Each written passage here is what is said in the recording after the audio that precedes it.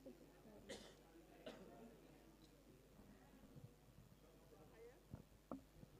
Mas Surya atau enggak?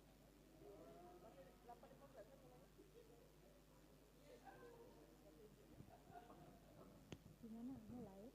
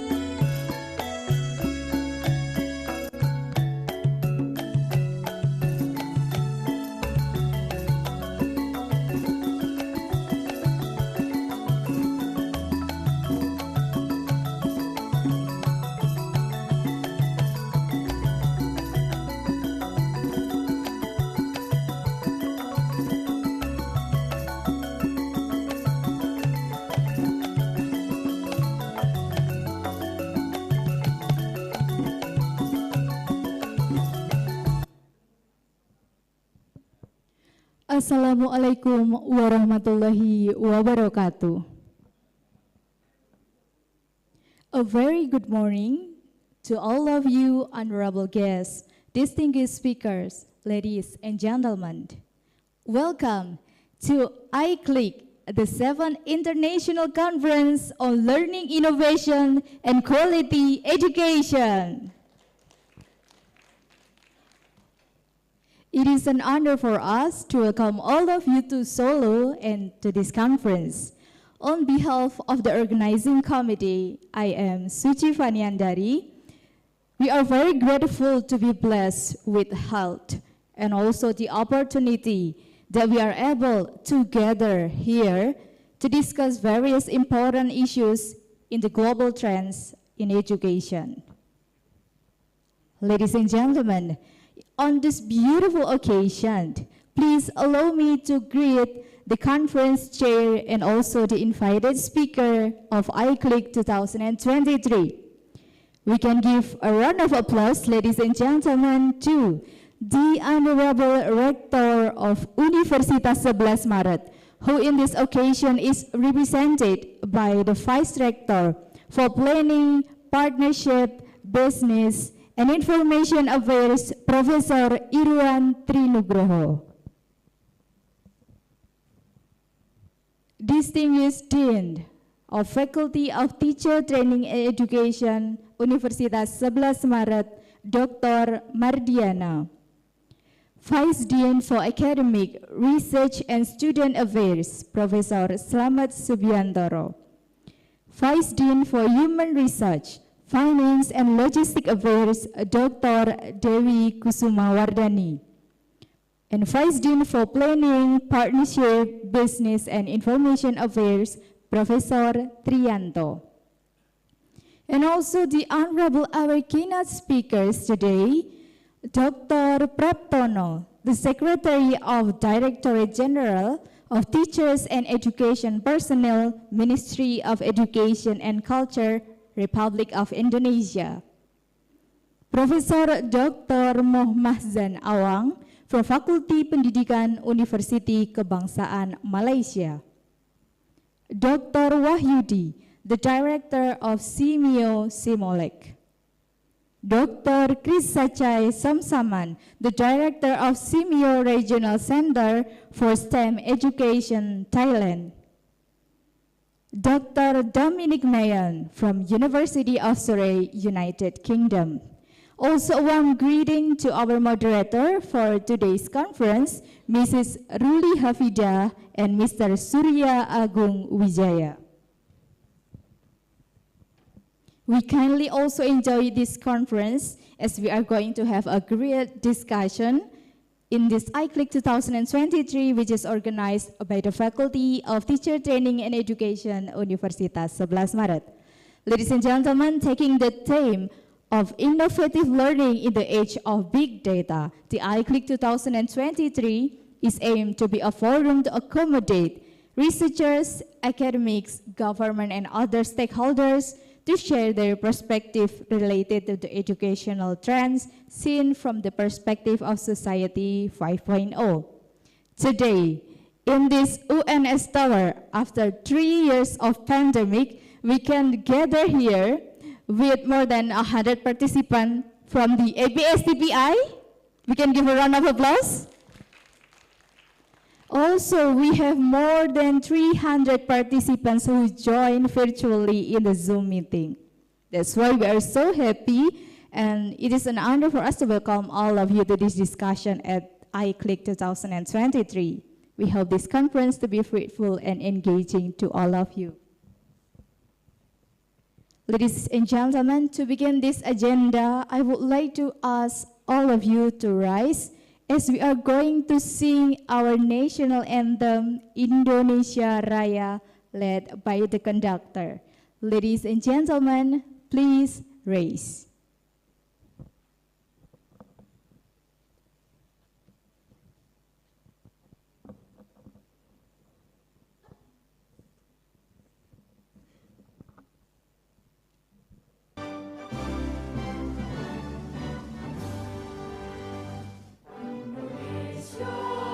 Tanah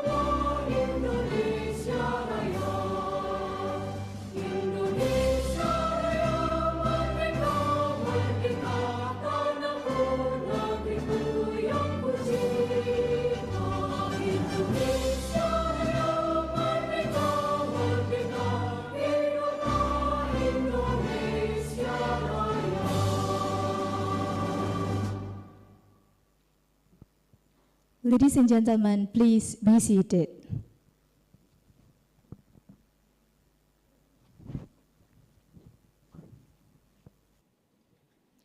As our welcome gesture to you, we would like to present a Javanese dance performed by UKM Unit Pengembangan Kesenian Daerah FKIP UNS.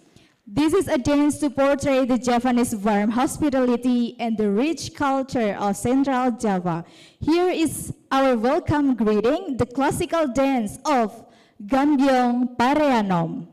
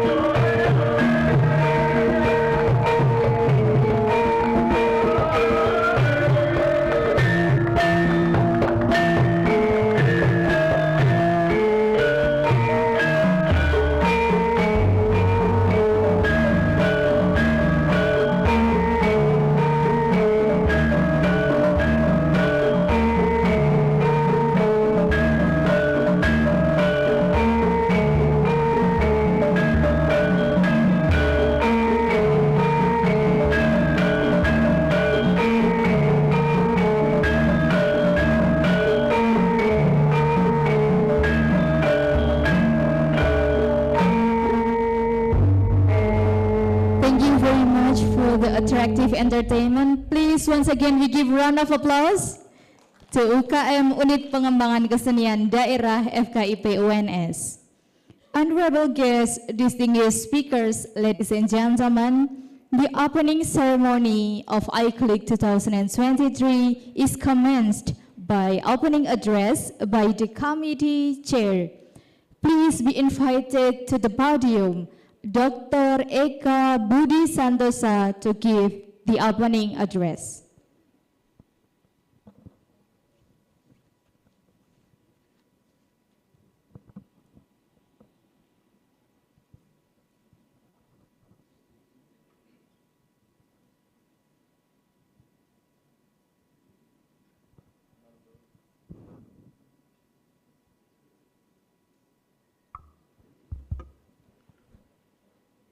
The Honorable Rector of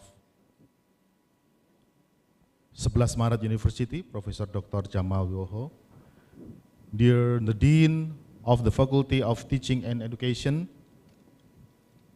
Mr. Dr. Mardiana, and in here, Professor Dr. Slamet Subiantoro, the Chairman of APSTPI, Professor Rudi Susilana, and the staff, and the excellent of all the speakers.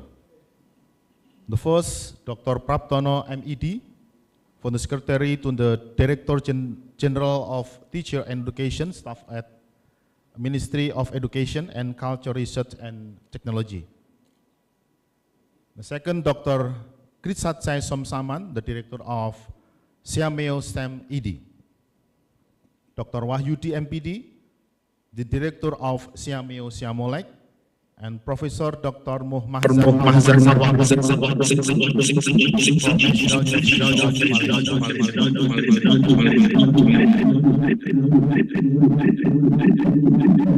Mr. Dominic Mahon, PhD, from the University of Surrey, United Kingdom, and all the Dean of Conference participants in here. Assalamualaikum warahmatullahi wabarakatuh. Ladies and gentlemen, as we know, the current era of big data needs to be addressed properly. Apart from having an impact on the business, industrial, and social sector, the big data era also has an impact on the education sector. Innovation in education is urgently needed in the current big data era. The development of artificial intelligence has become a challenge for the learning process. Artificial intelligence is now an integral part of our everyday life. We rely on artificial intelligence in an increasing number of mundane daily activities. For example, when we are reading news on our smartphone apps, when we do online shopping, or when we drive a car. When we use learning management system in the classroom. Artificial intelligence has clearly become a determining factor to the future of humanity as it continues to substantially transfer individual life and to impact human communities, and does it both positive and negative ways. Clearly. Artificial intelligence brings both opportunities and challenges. It is therefore of utmost important to strike the right balance between mitigating the risk and making full the advantage that artificial intelligence can offer in promoting a better life for all. According to the report of the committee, we have 150 papers will be presented in the parallel session of this conference. Therefore, I would like to thank the presenter for your enthusiasm to participate in this event. I believe your contribution will be beneficial for teaching and learning innovation, and eventually for the education in a whole. My gratitude also goes to the 5 invited speakers who will specifically discuss about innovating learning in the age of big data. I would like to congratulate the committee for making this event successful until now. In concluding, I wish you a very fruitful discussion, and again, thank you very much for participating in this conference. Wassalamualaikum warahmatullahi wabarakatuh. Waalaikumsalam warahmatullahi wabarakatuh. Thank you very much, Dr. Eka, for the welcoming speech. Ladies and gentlemen, we are now pleased to invite the Vice Rector for Planning, Partnership, Business and Information Affairs of Universitas Sebelas Maret to give an opening speech and to open the conference officially. Kindly be invited Professor Irwan Trinugroho.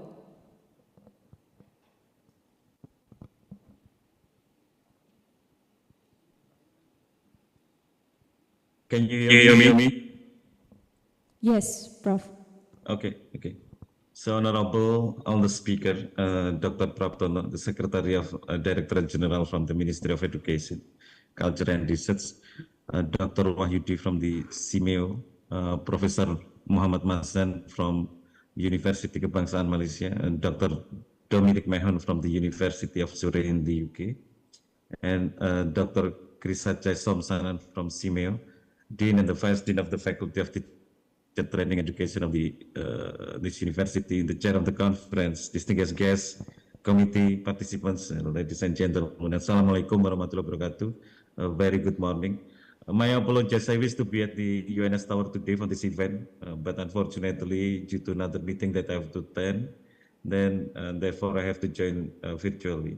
So on behalf of the university, it is a great pleasure to welcome you to the 7th International Conference on Learning, Innovation and Quality Education 2023 with the special topic on innovative learning in the age of data. So this conference is organized by the Faculty of Teacher Training Education, Universitas Sebelas Maret.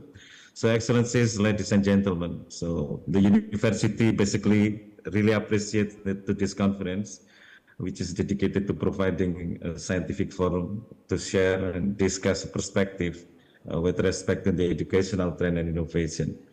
So in the conference, I know that it brings all together people from the academics, education practitioner, and the governmental organization, as it is believed that the quality of education is not only contributed by academics, but also should be supported by other stakeholders.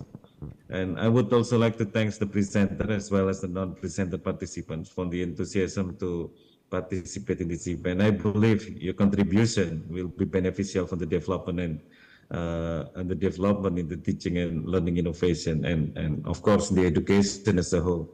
And hopefully there are also a substantial number of papers presented in this conference will lead to publication in reputable international journal in the future. This international conference is in line with the program of UNS. UNS is very committed to contribute to this sustainable development, including the access to education, not only at the national level, but also in the regional and international environment. As we are fully aware that in today's globalized world, contribution of universities should be promoted to wider spectrum. UNS is also committed to be an internationally recognized university since a couple of decades ago.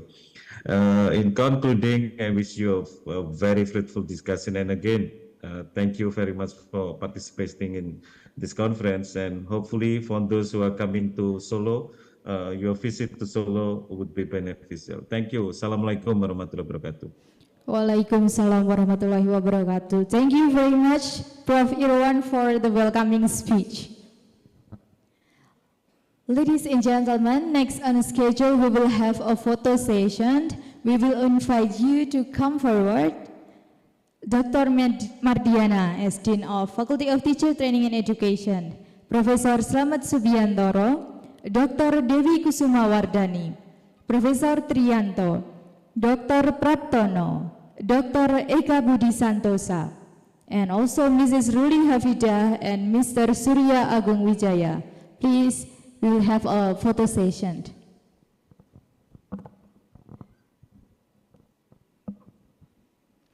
Also, for all the participants who join in the Zoom meeting application, please to turn on your camera for a while.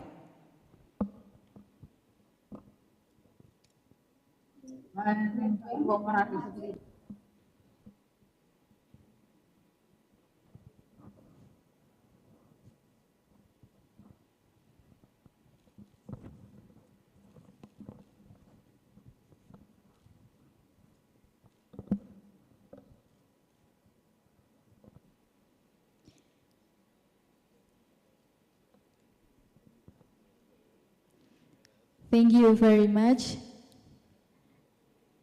And then, ladies and gentlemen, we are now going to move on to the main agenda.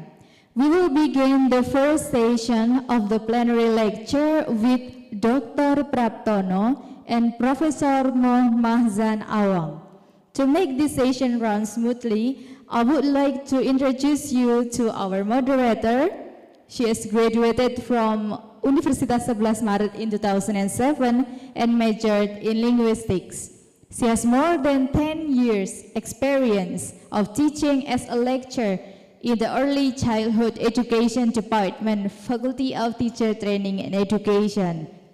Ladies and gentlemen, I present you Mrs. Juli Hafidah. Please give a round of applause.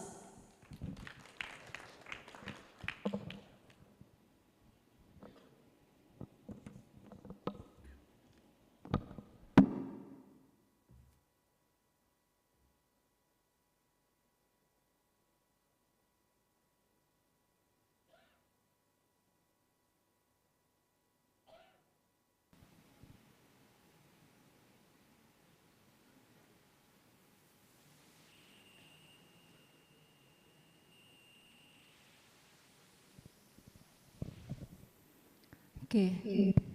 Bismillahirrahmanirrahim. The Honorable of the Vice Rector of Universitas Sebelas Maret, the Honorable of the Dean and the Vice Dean of Teacher Training and Education Faculty, and the Honorable of all the speakers in this seminar, the guests and also the participants on the ballroom of awareness tower and also on the Zoom. Assalamualaikum warahmatullahi wabarakatuh. Okay, good morning, ladies and gentlemen. Welcome to the first session of the 7th International Conference on Learning, Innovation and Quality Education, ICLIQE 2023, held by Teacher Training and Education Faculty of Sebelas Maret University. First of all, let us thanks to Allah Subhanahu wa Ta'ala. Because of His blessing, we are now in the first session of this seminar. And the second, I would like to introduce myself. My name is Juli Hafidah as the moderator in this session. And the topic of ICLIQE this year is about innovative learning age in the big data. And as we know that the big data is a hot issue today, and how to create innovative learning for our students. So now in the first session, we will present two speakers who will talk much about this topic.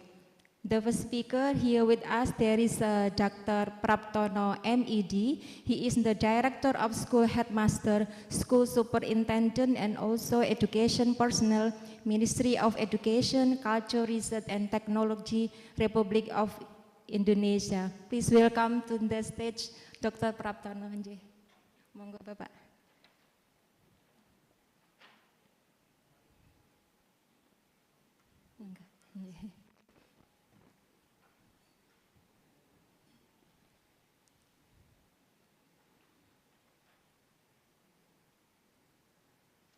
Thank you very much for Dr. Praptono for your participation in our seminar. And my second speaker is Professor Dr. Muhammad Mahzan bin Awang. He is a Dean of Education Faculty, University of Kebangsaan Malaysia. Prof. Mahzan, can you hear my voice? Hello, Prof. Mahzan, can you hear my voice?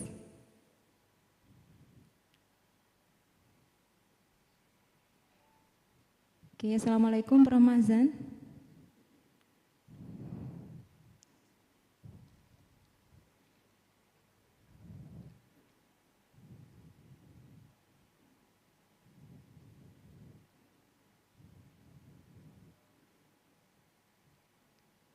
Okay, okay, for the committee, Prof. Masan has joined in this Zoom. Is the Prof. Masan, has Prof. Masan joined in this Zoom for the committee? Can you check it? Okay. Assalamualaikum, Prof. Masan.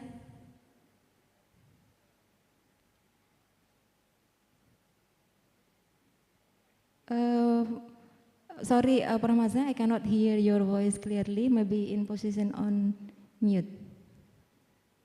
Okay. Thank you very much, Prof. Masan. Nice to see you again. This is the second time for Masan to join as a speaker in ICLIQE held by Teacher Training and Education Faculty. Okay, before we listen to the presentation of both speakers, I would like to give a short biography of both speakers. The first is Dr. Praptono MED. He was born in Kediri, 11 May 1989. About his education background, his undergraduate was from Physical Education of Institut Keguruan dan Ilmu Pendidikan, Surabaya. His master degree is Master of Education in International Education Management from University of Leeds, England, and then for doctoral degree. Okay, from the doctoral degree, he is in Research and Education Evaluation from Universitas Negeri Jakarta, Indonesia. And his position now is the Director of School Headmaster, School Superintendent, and Education Personnel Minister of Education, Culture, Research, and Technology, Republic of Indonesia. And my second speaker on the Zoom, Prof. Dr. Muhammad Mahzan Awang, is the Dean of Education Faculty of Universitas Kebangsaan Malaysia. He got a doctoral degree about the sociology of education from Dundee University, Scotland, United Kingdom in 1912. And there are a lot of his publications on World of Science and Scopus, and one of them is his publication in 2022 with the title Socio-Ecological Sport and Physical Facility Satisfaction, How They Link to Social Participation and Well-Being Among Urban Residents in Malaysia. And there are also a lot of books written by Prof. Mahzan, one of them written in 2020 with the title Fenomena Bully dan Gangsterisme, Satu Kajian Empirical. Okay, before we listen to the presentation of both speakers, I would remind all for the participants in the ballroom of ONS Tower and also on the Zoom, after all the speakers deliver their speech, there will be discussion session, and this session for all participants can give questions by directly to the speaker, and also for the participant on the Zoom, you can give it by directly also, or maybe you can write down on chat column. Okay, now we will listen to the presentation for the first speaker, Dr. Praptono MED, for around 50 minutes. Doctor, yeah, only 50 minutes because we are late to to start this seminar. And then with the title Teacher as the Driving Force Program, Developing Student-Centered School Leaders.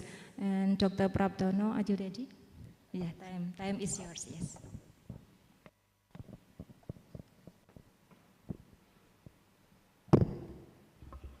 Bismillahirrahmanirrahim. Thank you, Bu Ruli. Good morning, ladies and gentlemen. Assalamualaikum warahmatullahi wabarakatuh. Thank you very much for the time for me to present my presentation. Now, move to the next slide. This my title is about Teachers as the Driving Force Program, and as the background, next slide please. As we know that now the Indonesian government has moving in implementing emancipated curriculum, then we focus for aspect in the implementation this policy, as mentioned that we need leader to improve our school. So there are 4 key highlights in our policy to implement this policy. Number 1 is selecting a school leader is one of the most important. So when we look for the program Guru Penggerak, Master Teacher Program, we very strict to select the teacher candidates who follow this program. And also for the school principal, now we are moving to the their paradigm from the administrator and managerial aspect, go to the instructional leadership. And also in the class, we try to change the paradigm of the teacher from the teacher center, go to the student center. Now we try to look at the next slide in the emancipated curriculum and also emancipated teaching platform. This program is very related to the teknologi pembelajaran. So I would like to mention that in emancipated curriculum and emancipated teaching platform that our policy focus on the essential material. As we know, after the COVID pandemic, the curriculum, the national curriculum has made more simple and also more relevant and interactive learning, and also we give flexibility to the teacher when teacher can decide the model and also the structure of their curriculum in class. So to support this idea, the government also provide the emancipated teaching platform. We call platform Merdeka Mengajar. There are consists of three character in platform Merdeka Mengajar. We call Guru Mengajar, also Guru Belajar, and also Guru Berkarya. In fitur teaching, that student can access, teacher can access the model of the instructional material, and in fitur Guru Belajar, teacher can learn, can train themselves anywhere, anytime. And so in fitur creating, guru can share the action learn, best practices to other teacher. And if we look next slide, how many teachers has access to the platform Merdeka Mengajar? We have the data more than 2.2 million teachers has access to the platform Merdeka Mengajar. And this platform not only accessed by teacher who under the Ministry of Education and Culture, but also teachers who are managed by the Ministry of Religion Affairs, and also some university student with the curriculum with belajar.id, they can access to the our platform. And more than 256,000 schools now committed to implement the the curriculum Merdeka, emancipated curriculum, and 66% they fully implemented the emancipated curriculum. So this time, this year, become for maybe the last year for the government to prepare all our school to implement the curriculum Merdeka, because I commit in the next year to 2024 that all school in Indonesia will implement the curriculum Merdeka. Our data, next slide, also mentioned that more female teachers access to the curriculum rather than male teachers. I think this become data is very interesting. Why male teachers not quite interesting to access the platform Merdeka Mengajar, and almost twice, more than twice, female teachers access to the platform Merdeka Mengajar. we look from the access. But our problem now is still less teachers use the platform Merdeka Mengajar to train themselves in fitur belajar or also in fitur guru mengajar. So we are still in high number in access, but still less number in using this platform to improve their competencies in teaching. Next slide, please. Now we try to move to the Teachers as Driving Force program. Next slide. This program we call a program Guru Penggerak. This is a program that prepare our teacher as school leader. Through this program, we try to improve our the quality of human resources in school. The program, the direction of program focus on pedagogic, student-centered, and holistic development.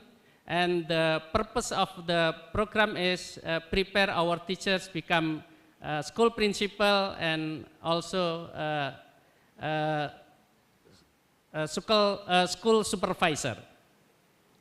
Next slide, please. Through this program that our teacher change the paradigm from the student-centered approach, and also we prepare our teacher to develop asset-based community in learning school management, and also encourage inclusivity and social emotional development of students and teachers. And in behavior or in practices, we provide our teacher in collaboration, reflective practices, exchanging feedback for improvement, and also building positive and equal relationship among teachers and students. This program has three steps. In next slide. In the implementation, we start from self changes. To build to remind to our teachers that now we have to move from the old paradigm in teaching and learning process to become more close to the student. And after self changes, we give capacity to our students, to our teachers relating to classroom changes. Teaching and learning process have to be more active and give more opportunity to the student in interaction and teaching and learning process. And finally, we hope that the ecosystem in the school also changing, become the learning community have occurred to our school. Next slide, please. During the training, we do the mechanism of the training. The first one about online learning. This is almost 70% of our training we do by online. We also provide the coach for every participant. So we do a school visit. We call pengajar praktek. Facilitator to coach our participants, and also every month we provide loka karya or workshop. This program, next slide, one batch is conducted by 6 months in the batch 4, 5, 6, but initially this program conducted by in 9 months. During the training, we start from the set up the key levels of success in the selection. There's every batch almost 20% the candidates success in the selection as the participant of the program Guru Penggerak. So the selection is big issues for our teachers, and if we come to the school, some students say that it is not easy to follow the program Guru Penggerak because as I mentioned in before that, we are focused on the selection process. Next slide, please. This description how I conducted this program. Next slide. We have 3 types of the program Guru Penggerak. Generally, program Guru Penggerak we do regularly 6 months, and we implement in area where is strong and stable internet connection ready in that places. But as we know, that's not our school are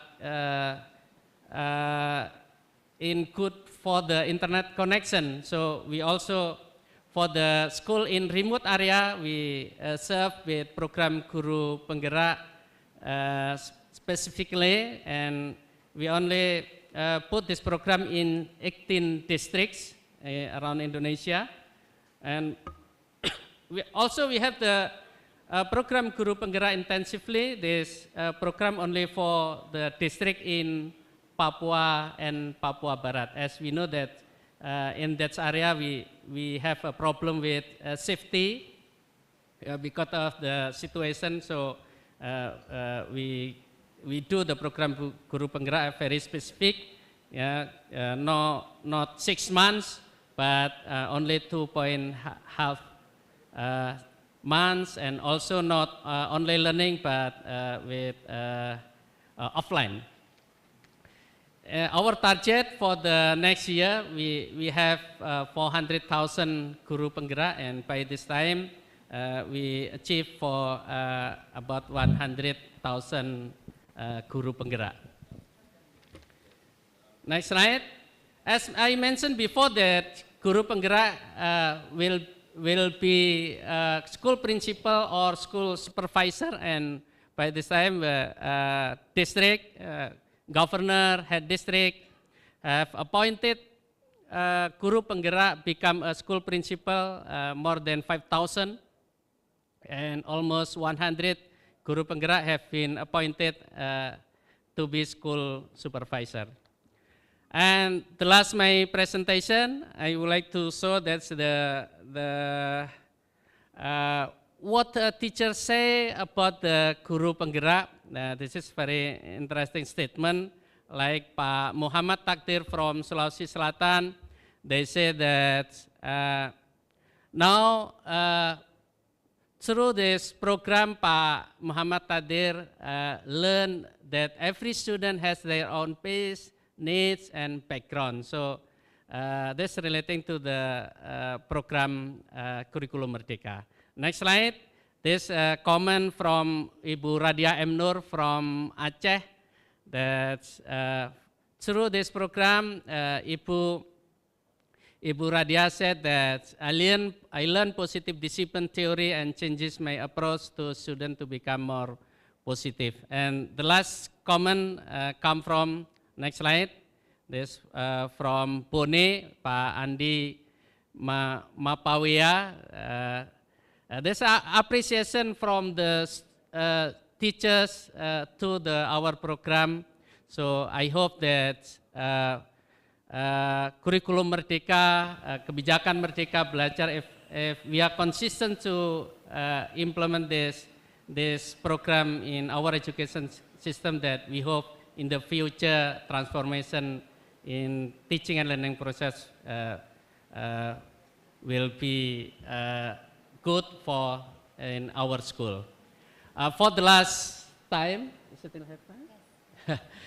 This, as Pak Pur this morning said to me, where is the role of the teacher or the people who finish their study in teknologi pembelajaran. Ladies and gentlemen, as I mentioned that now our government very focused on the using of platform Merdeka Mengajar. This is very technology. And another thing that in my Directorate General, I also have the Balai Guru Penggerak. This is like UPT that we set up in every provinces. The Balai Guru Penggerak has responsibility and to improve the quality of teacher and educational personnel in their provinces. In activities that Balai Guru Penggerak will train to the teacher by online, by using the platform Merdeka Mengajar. But for the teacher, based on our experience by this time, that many teachers has still a problem how we can make it or provide what's the instructional material that's good for the student. So we need to collaboration between Widya Iswara and pengembang teknologi pembelajaran.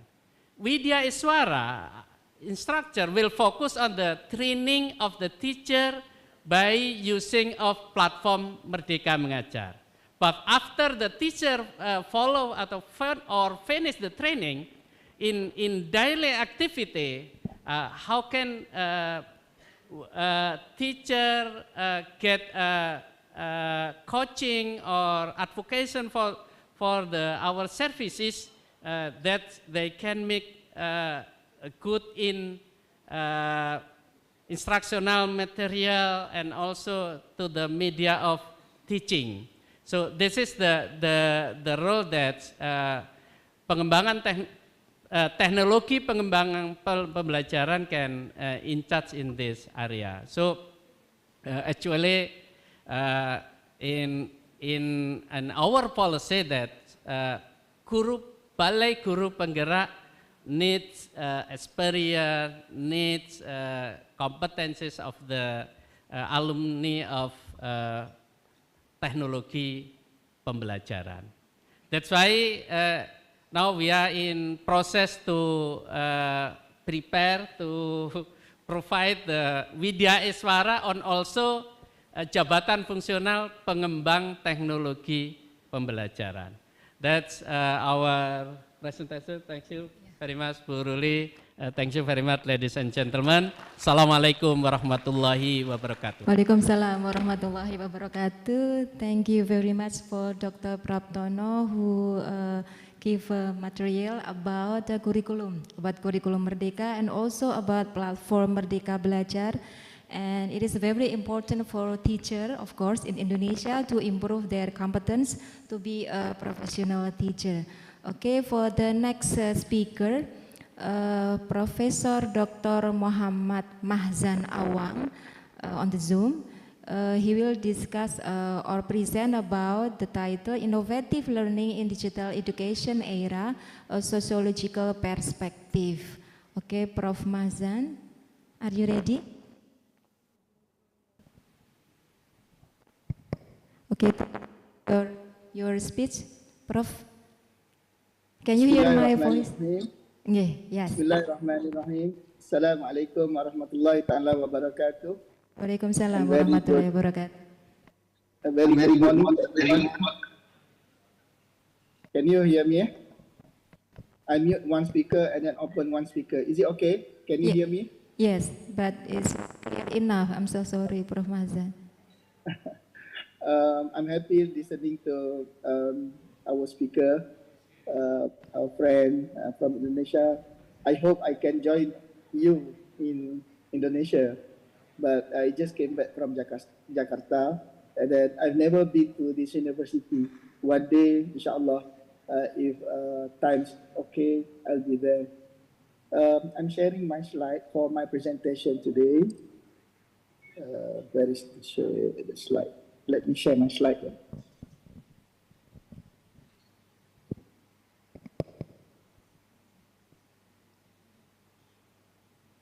I cannot share my slide.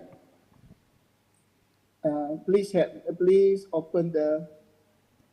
Okay, for the committee, can you help to share the no, slide? I will play the slides and then let Yes. me open it because at the moment it's only can be shared by the host only. Let me share my slides because there was a mistake on the logo for on my previous slide. Okay. Okay, let me share my slide, please.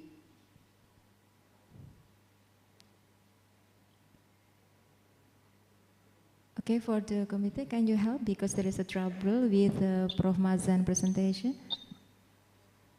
The last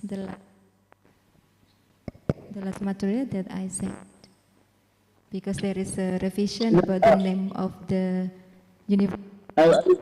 I will give you the latest one because there was a mistake on the logo, on the Universitas logo. Let me give you the latest one.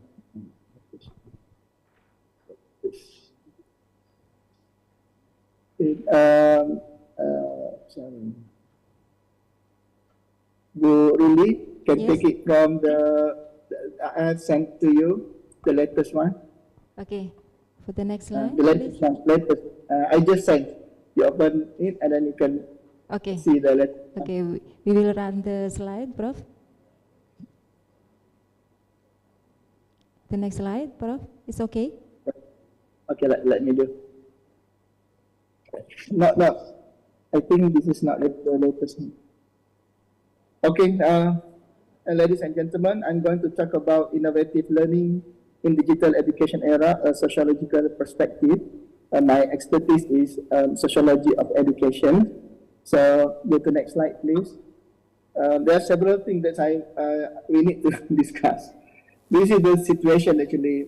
We have two speakers at the moment. One face-to-face, second online. We can feel the difference now. The first speaker, I feel more engaged.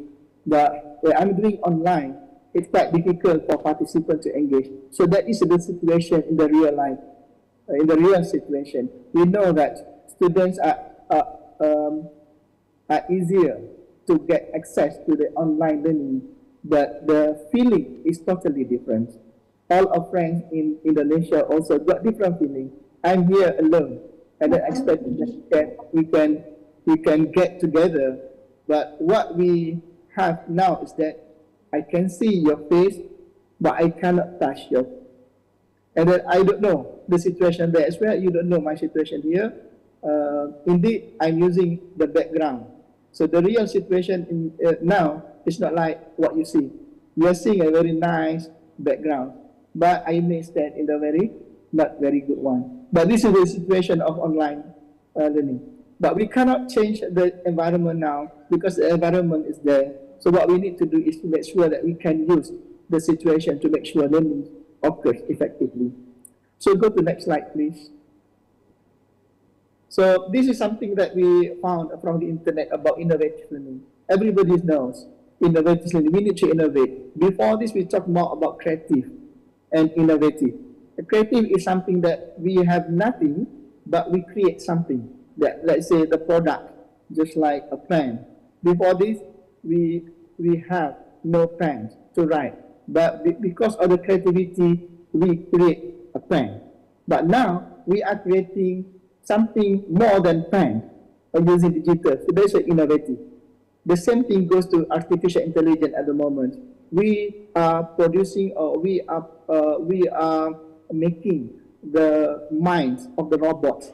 So lots of artificial intelligence minds are available online. So later on, we transfer that technology to the robots, and the robots can use that machine to speak. So we use that one. So innovate our learning style, innovative, it occurs nowadays. So next slide, please. Next slide. Okay.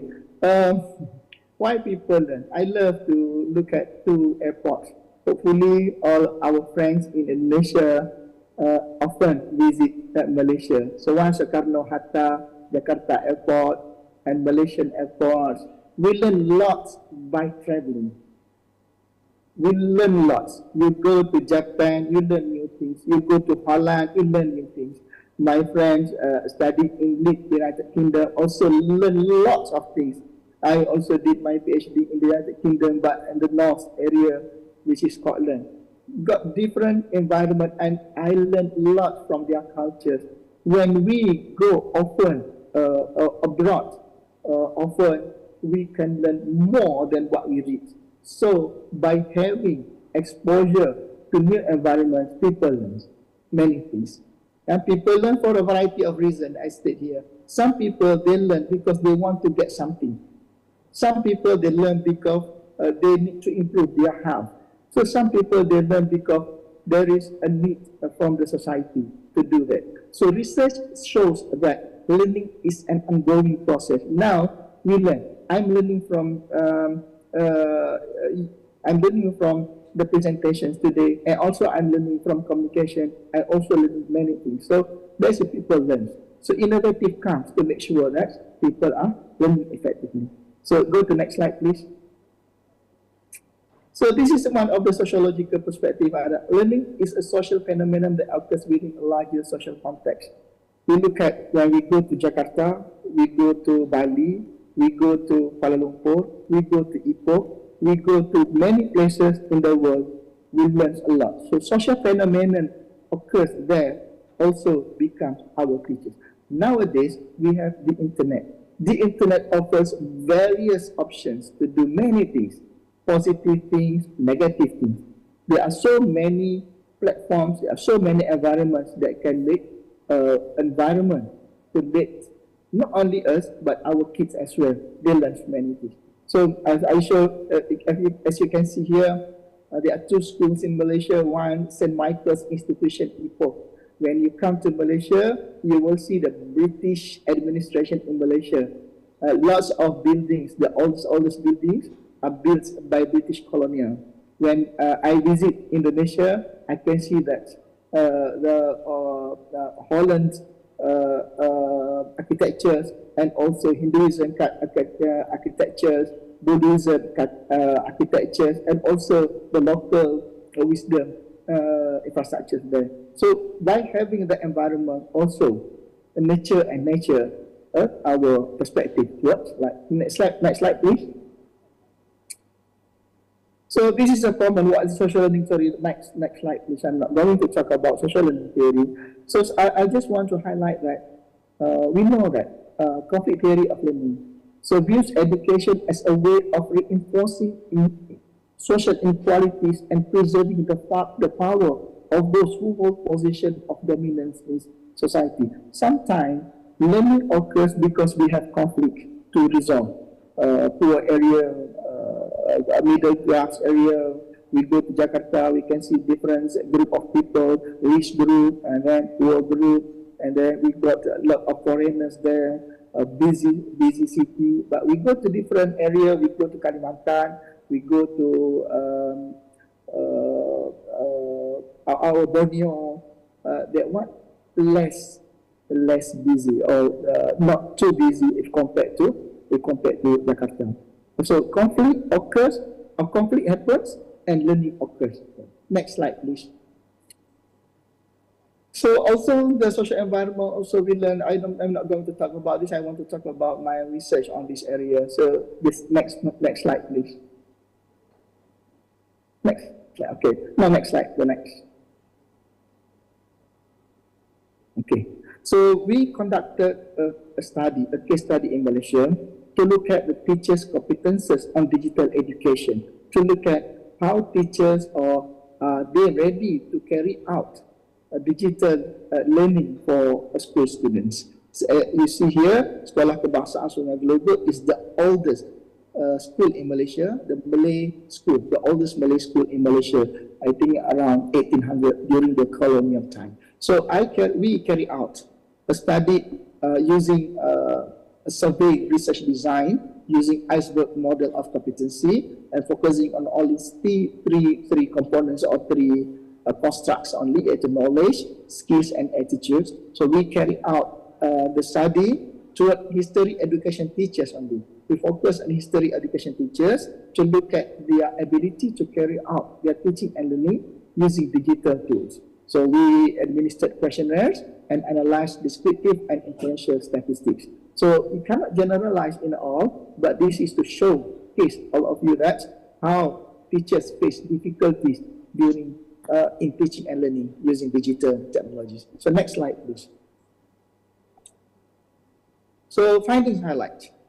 Only 21% teachers use digital application in teaching and learning in Malaysia in that area. Only 21%. So very small numbers of teachers doing that. As our friend mentioned before, is that the ecology must be matched with the need of digital learning. So 17% only had sufficient knowledge and skills in digital education. When we administered survey, we realized that not many teachers are very good in the internet. Not many teachers have not are competent enough to carry out many applications, to use many applications. They are not competent enough. And how to make sure that digital education can be used as one of the digital learning. Only 35.7% of the teachers do not use 35.7% of the teachers do not use online game in teaching. So how about the rest? They also may not using that, but they say that one of the items we asked them, do you using online learning games in teaching? 35%. This is very good outcome because 1/3 of the teachers use online game in teaching. That means that they aware of the games. We have our kids, they love to play Roblox is a kids game, searching something. So teachers in Malaysia, in that population, in that sample, 35.7% use that kind of game. And also 1/3 of them please integrate quizzes in teaching and learning. Quizzes is one of the applications that use the internet application. So 1/3 of them use it. And then 35.7% teachers do not help each other in using technological-based learning. This is surprising.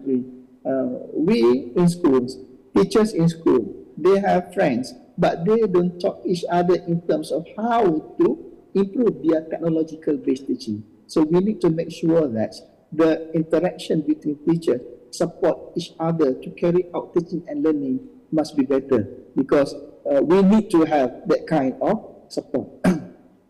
The majority of teachers, 70%, agree that digital application in education is important to enhance effective learning. They agree that digital application of education really needed. That is their attitudes toward that. 66% of teachers felt that game-based learning is wasting people learning time. And then, on other way around, we can say that 66, meaning to say that 2/3 of teachers feel that game-based learning will waste our time. Membazir masa. Next city, science percent. And then the statistical analysis shows that there are no significant differences between genders with regard to teachers' competences in terms of knowledge, skills, and attitudes. So male or female teachers have the same attitudes towards digital applications. So there are no significant differences. So genders, with regard to male or female, they have similar stance on digital education. Go to the next slide, please. So the conclusion today that a sociological perspective on innovative learning is important because it takes into account the social and cultural factors that can influence the creation and implementation of new educational methods. So I'm trying to say that in Malaysia, we have Standard Guru Malaysia, SDG. We have several elements of SDG to make sure that, not SDG, Standard Guru Malaysia, SGM, Standard Guru Malaysia. So we have several components to make sure that all teachers have that kind of standards and skills, knowledge. everything. I think because online seminar, we have a different feeling. If I'll be there, I think we can be more engaged. But helping that you enjoy my presentation and then can learn something from my presentation this morning. Also learning from your side as well. Thank you very much. Assalamualaikum warahmatullahi taala wabarakatuh. Waalaikumsalam warahmatullahi wabarakatuh. Thank you very much for Professor Mahzan, who has talked about the innovative learning and then sociological based learning theories, learning environment, and also there is a case study about this topic. Okay, now we go to the discussion session or Q&A question. Please, for all the participants, if you want to give a question or maybe comment about the topic presented by two speakers, you can give a question directly, or maybe for the participant on the Zoom, you can give also question directly by raising hand, or maybe you can write down your question on the chat room.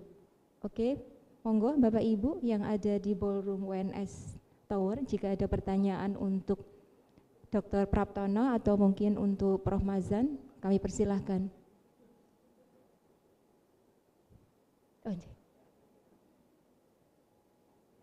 Oke, baik Ibu, bisa disebutkan nama dan institusi, ditujukan untuk siapa pertanyaannya, matur suwun. Oke, Assalamualaikum warahmatullahi wabarakatuh. Waalaikumsalam warahmatullahi wabarakatuh. Saya Eka Yunita dari Universitas Islam Asy-Syafi'iyah. I would like to ask the question for Mr. Awang. Maybe I need more explanation about the result of your research, which is said that 66.1% of teachers felt that game-based learning is wasting for people's learning time. Why? The result is say that is it probably that the application is not applicable in their life, in their day life. So I would like to help the deep explanation. Thank you. Okay, thank you very much. A question from Mahzan, from Mahzan, and especially for the case study. Yeah, the result of the case study. Okay, Prof. Mahzan, would you please? Ya, terima kasih Bu. For the questions, 66% felt that we are wasting time using online learning games, especially for students. Actually, there are limited numbers of applications available for students to play and learn. There is a lacking. If you can show me what are the applications that are really matching with our curriculum, we have more. All the applications, as I know, the majority of applications, most of applications are only for enjoyment only. There is no element of playing and also learning. Let's say we want to make sure that, let's say, how to learn performing haji or performing umrah. There is no games for that. Let's say you go to that shrine, you choose this doa.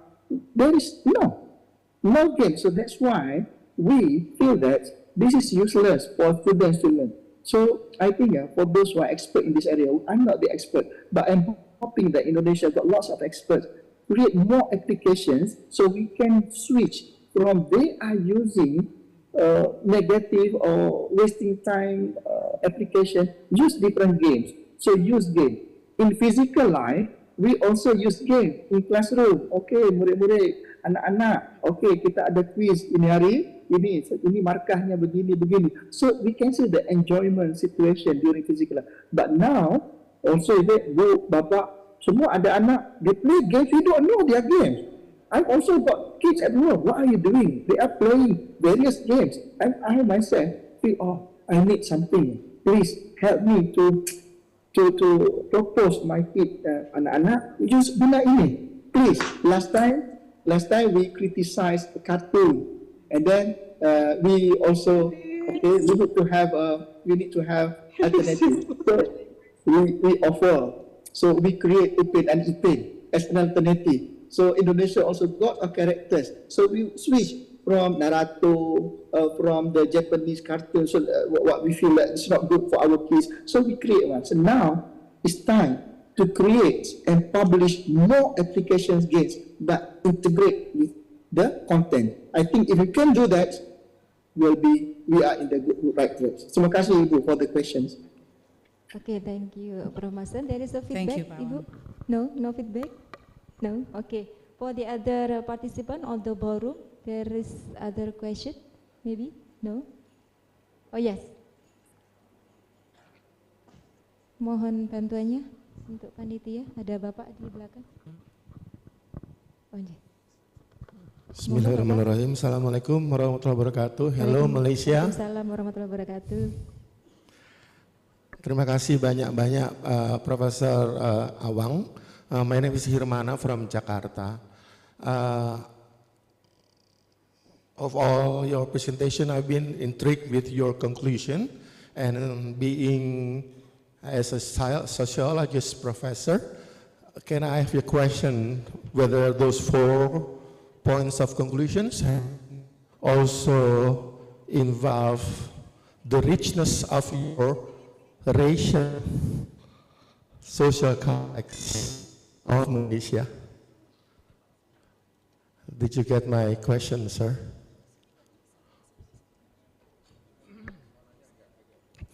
Okay. Okay. Again. Yeah.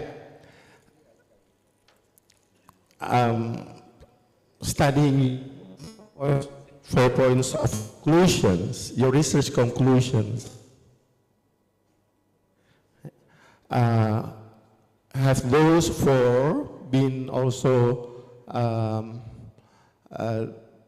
derived from your sociology expertise, especially on the racial richness of Malaysia?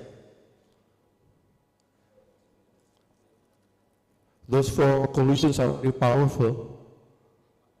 I can only see gender issues that you have been taken. Analyzed.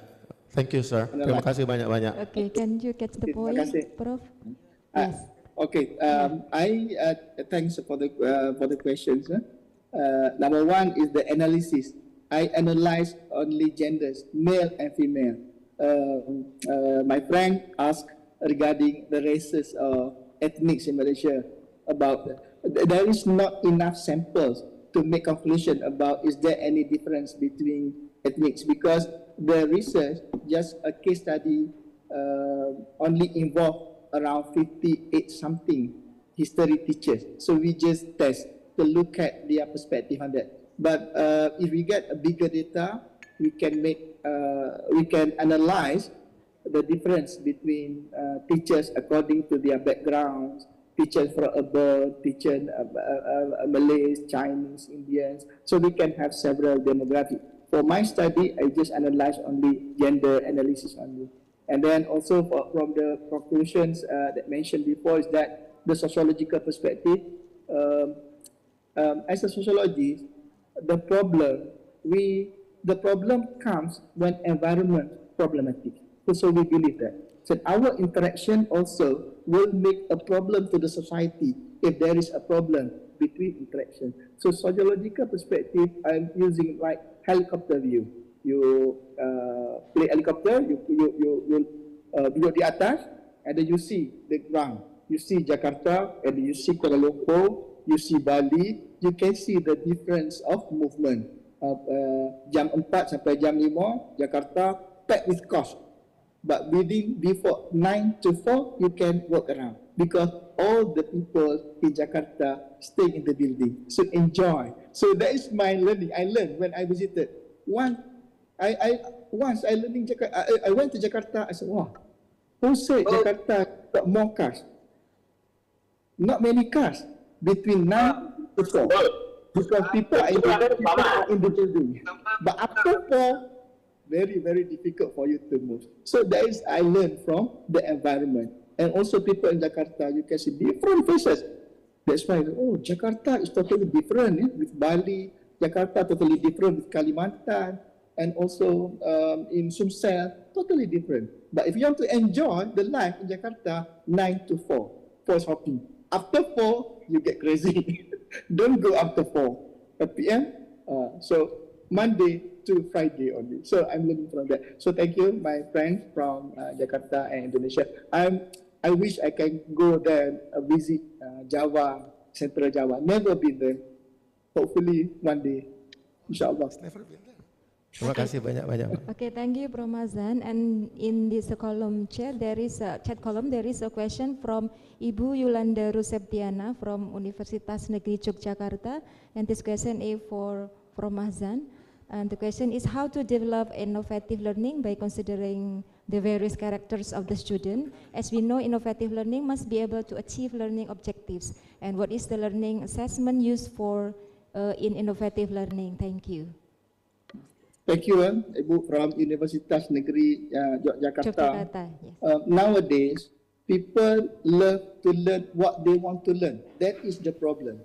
They want to learn something that they want to learn. But the world is not like that. We need to teach them that you need to learn this. But now, students are very selective. They just want to learn something that might be useful for them. But for us as teachers, students, anak-anak, you need to learn this. And then they feel that we don't want to learn this, we want to learn this. So people now are very selective. They want to learn something. So that is why curriculum Merdeka, as our friend said just now, is very important. Because there is a flexibility to make sure that the need of students match with the need of the countries and the need of the government and the world as well. That is why I'm happy to look at the curriculum Merdeka. In Malaysia, the curriculum is standardized. There is a national curriculum. But in Indonesia, there is a flexibility. In terms of history education as well, you have a portion for local history and national history. In Malaysia, national history only covered the national history. Local history only covered on the project only. So curriculum Merdeka is a good starting point for Indonesia. You can bridge together because the need of people in Bali, for sure, different with people in Kalimantan. And the people in Jakarta also need different skills if compared to people who live in Sulawesi or Makassar. So we need to make sure that the curriculum must be matched with the need of the society. So curriculum Merdeka is a very good model. I learned a lot from curriculum Merdeka. Indeed, Indonesia, I think, one of the countries that introduced curriculum kecemasan, emergency curriculum. You search internet, emergency curriculum, they will straight away appear Indonesia. Other countries, they don't have that kind of curriculum. So Indonesia has a very good model. But the problem is how to implement the model. I think for your questions, use the curriculum Merdeka. I think our friend can add on my talk about how to integrate curriculum Merdeka and the need of the students to make sure that we can use innovative learning. And Buruli, might be I need to respond a bit from the expert there, how curriculum Merdeka can blend. So can help me to answer that question as well. Thank you. Okay, thank you very much from Mazan. And then still 5 minutes left. There is question. Yes, please. Mohon bantuannya untuk panitia, ada untuk mic-nya, ada Ibu.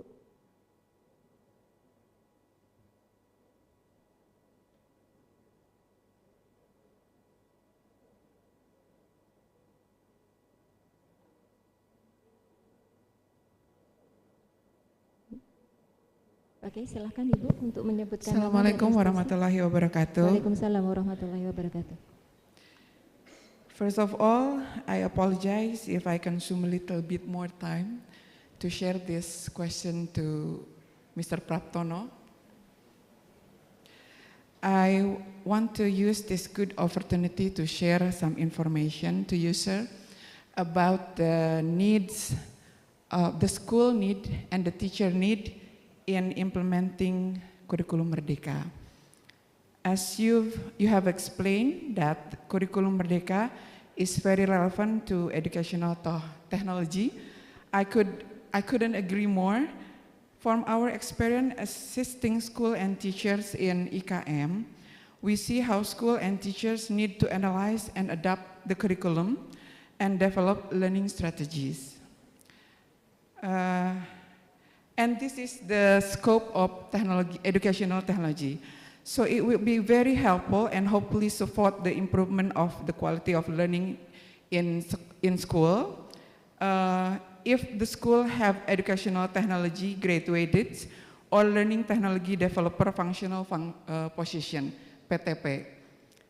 Hopefully through this good opportunity, last night we received information from Mr. Pur that the calculation of PTP formation was carried out in Dirjen GTK.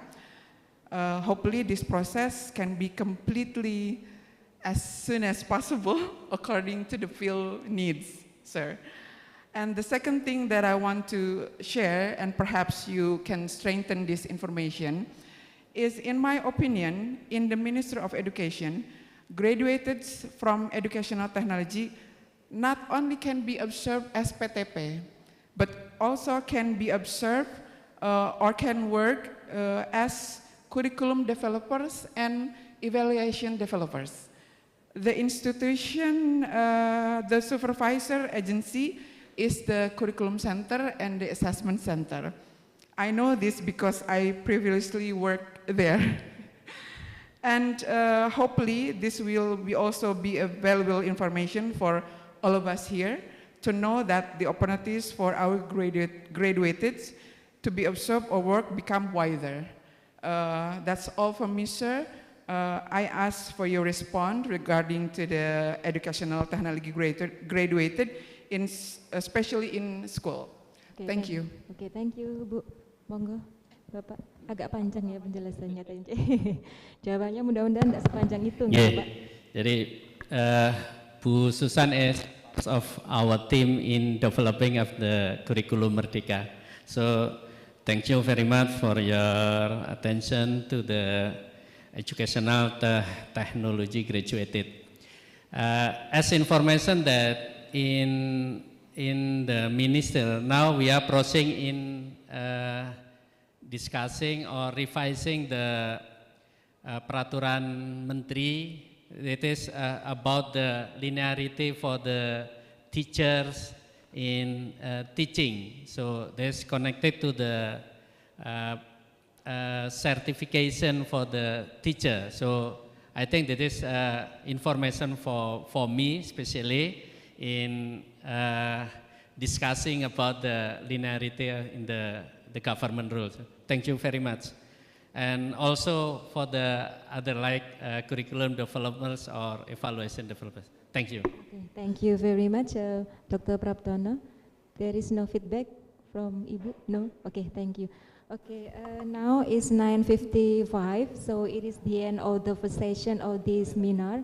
So I will say thanks to Prof. Mahzan and also Dr. Praptono. Thank you very much for your material. It's very important and useful for us to know anything about the innovative learning in a big data era. Okay, and I also want to say sorry if there is a mistake from me as a moderator for the session. Thank you very much for all participants on the forum of ONS Tower and also on the Zoom. There are more than 100 participants on the Zoom. Thank you very much for your participation in this seminar. Okay, and see you on next ICLIQE 2024. Wassalamualaikum warahmatullahi wabarakatuh. Waalaikumsalam warahmatullahi wabarakatuh. Thank you very much, Mrs. Juli Habidah, for being the moderator for the first session of the plenary lecture. It was very interesting discussion.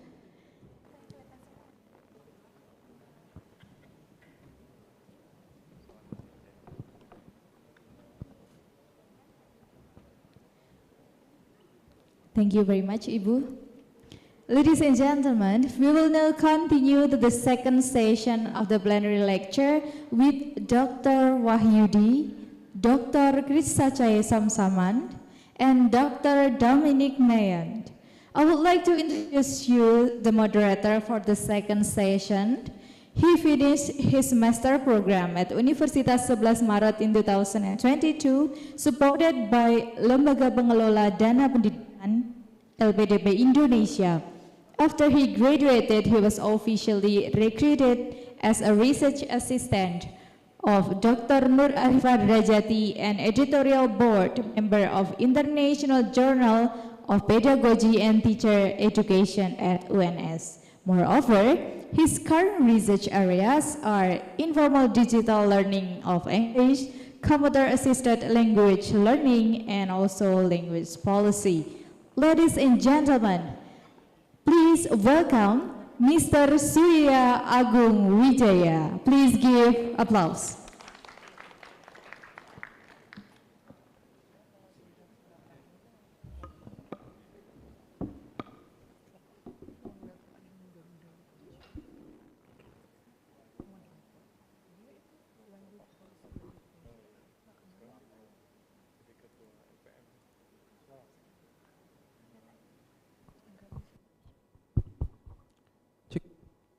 Thank you so much for the time. So good morning, ladies and gentlemen, Bapak and Ibu. Welcome to the 7th International Conference on Learning, Innovation, and Quality Education 2023, organized by Faculty Teaching and Training Education, Universitas Sebelas Maret. I'm Surya Agung Wijaya, and I'll be your host and moderator for today's session. Thank you for all joining us at UNS Tower and through the Zoom meeting also, as we come together to explore and discuss innovative learning in the age of the big data. Before we dive into the heart of our discussion, let's take quickly look at the agenda for today's discussion. First is introduction, second is speaker presentation, third is a Q&A session, and the last one is the closing remarks. Let me briefly read our speaker's bio to set the stage for today's discussion, ladies and gentlemen. The first one, our first speaker, is a Dominic Mahon, PhD. He is a lecturer in higher education, University of Surrey Institute of Education, United Kingdom. His research interests focus on the role of the play in skill development, student retention, person-centered courses design, constructive alignment in course design, widening perception, and the role of the motivation in academic achievement. The second speaker, Dr. Krit Satchai Samsaman. Dr. Krit Satchai, currently Director of CIMEO Regional Center for STEM Education, based in Bangkok, Thailand. He was initially Deputy Director for Administration and the Communication at CIMEO Secretariat, where he led the digital transformation effort to handle the COVID-19 pandemic. In the past, he led the effort in the bridging of art and science, result in various types of comprehensible media, ranging from printing, social media, to national television programs, which help enhancing public awareness of science and technology in Thailand. He's a production of a science TV program titled The Little Scientist House brought his team a Makala Award for the Best Animation Series, where he served as a music composer and sounds engineer. And the last speaker for this session, Dr. Wahyudi, currently is a director of CIMEO Semiolek, Jakarta, Indonesia. Previously, he served as a deputy director for a program and development at CIMEO Secretariat, Bangkok, Thailand, from 2019 until 2022. He began his career as a secondary school teacher in 1989. He pursued his master's degree at State University, New York, and he continued his doctoral science education from Curtin University of Technology, Perth, Australia, in 2004. And his research is concerned with the classroom learning environment and science and mathematics classrooms, classroom action research, and lesson study. In particular, he focused on the student-centered interaction and its effect upon the teaching, learning, practice, and process in the science and mathematics classroom. So without further ado, Bapak and Ibu, please join us in an extended warming welcome to the first speaker, Dominic Mahon. Are you ready, Dr. Dominic? Yes, I'm ready. Okay. Can you hear me? The time is yours. Okay. Well, thanks very much for inviting me. I will try to go quickly, a bit of a misunderstanding over the timing, but hopefully I'll cover everything that I wanted to cover. If we can go to my first slide.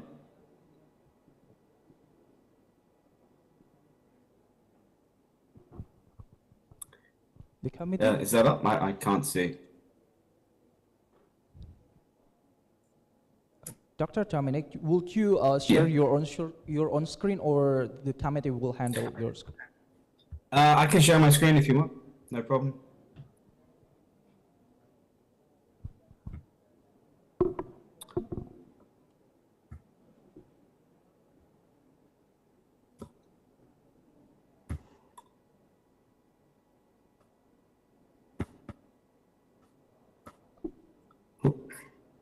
Oh.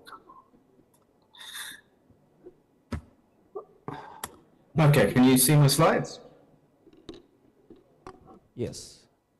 Wonderful. Okay. Today I'm going to talk about education, innovation through play, frugality, and creative approaches to learning.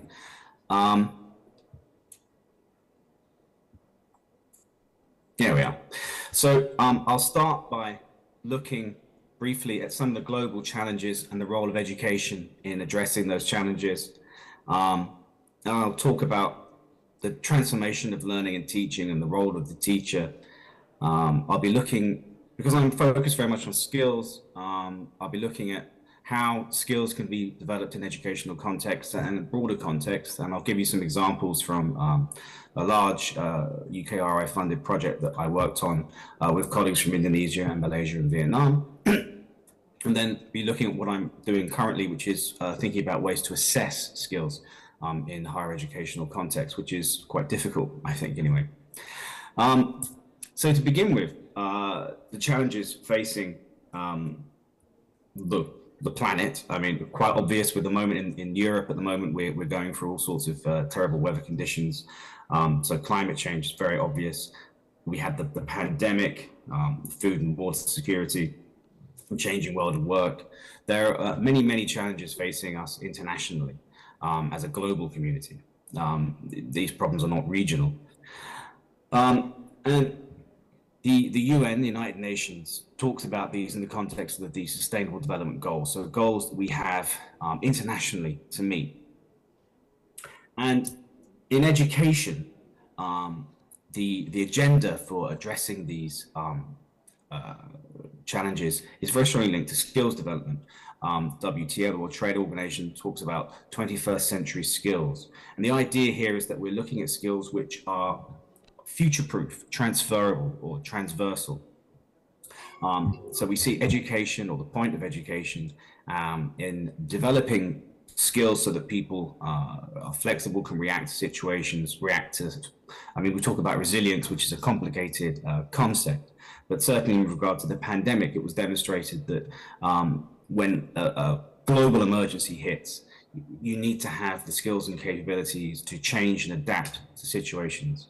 And the fact of the matter is that we don't know what skills are going to be needed in the future. So whatever we come up with now has to be flexible enough and future-proof to meet these challenges. And frugal as well, because we need to be international and the world is changing. So in the literature, that there is a consensus, or there seems to be a consensus on what transferable skills are. We talk about them in terms of graduate attributes. We talk about them in terms of soft skills, of workplace skills.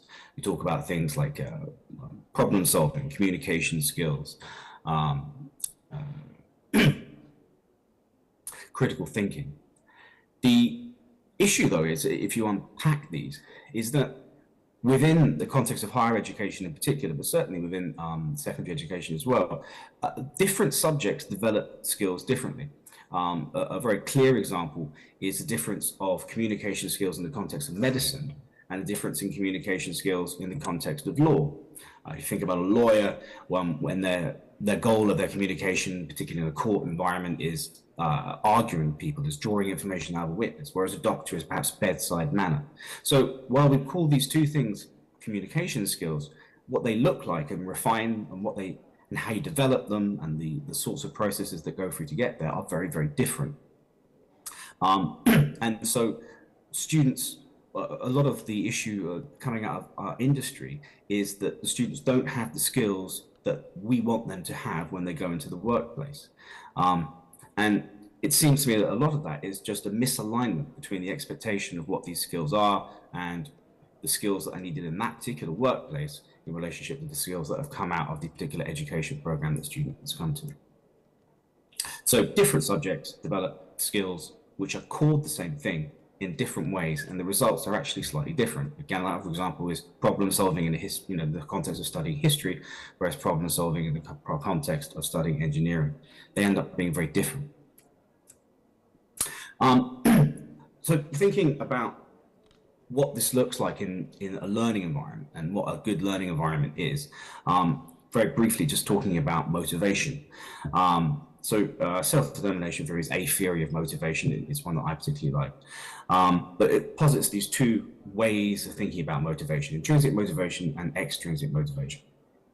And intrinsic motivation is the sort of motivation that you want in education, the idea that you engage in an activity as an end in itself, that learning is about personal development, enjoyment, satisfaction.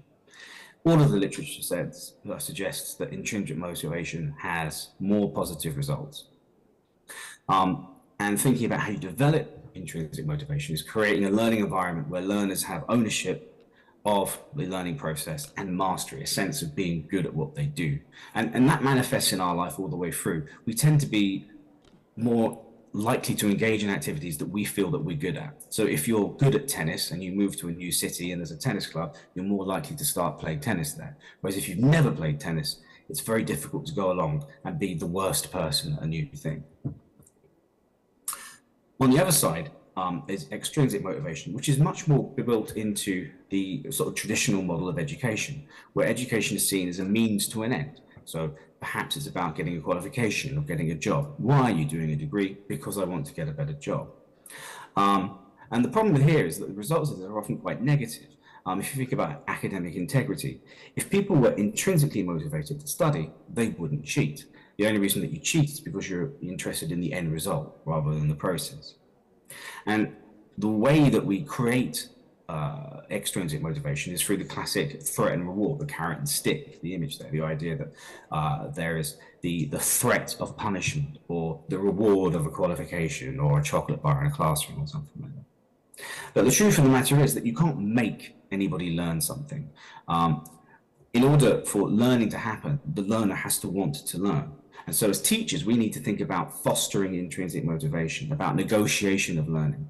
It doesn't mean to say that the learner just decides, oh, I'm only interested in this, this, and this, but that there's a process in bringing the person along to understand what it is that we as educators think they need to learn to get to their goals. And this is more likely to create intrinsic motivation. So thinking about transforming attitudes to learning and teaching in the classic role of teaching, and how this links to skills. The teacher is a repository of knowledge. Everything comes from the teacher. The learner retains that knowledge. In this context, the motivation is often extrinsic through reward and threat, punishment, exams. The assessment is typically examinations, essays, these sort of classic forms of reproduction of knowledge. And the skills that are developed here are retention and reproduction. But the reality is that these skills aren't that useful. If you think about the skills that you get from developing, from taking an exam, it's working under pressure. Maybe you could argue that it's working to a time limit. It's regurgitating information. We're all familiar with that experience of revising for an exam and then forgetting everything a day later because you learnt it for the exam. And what you've done is regurgitated that information.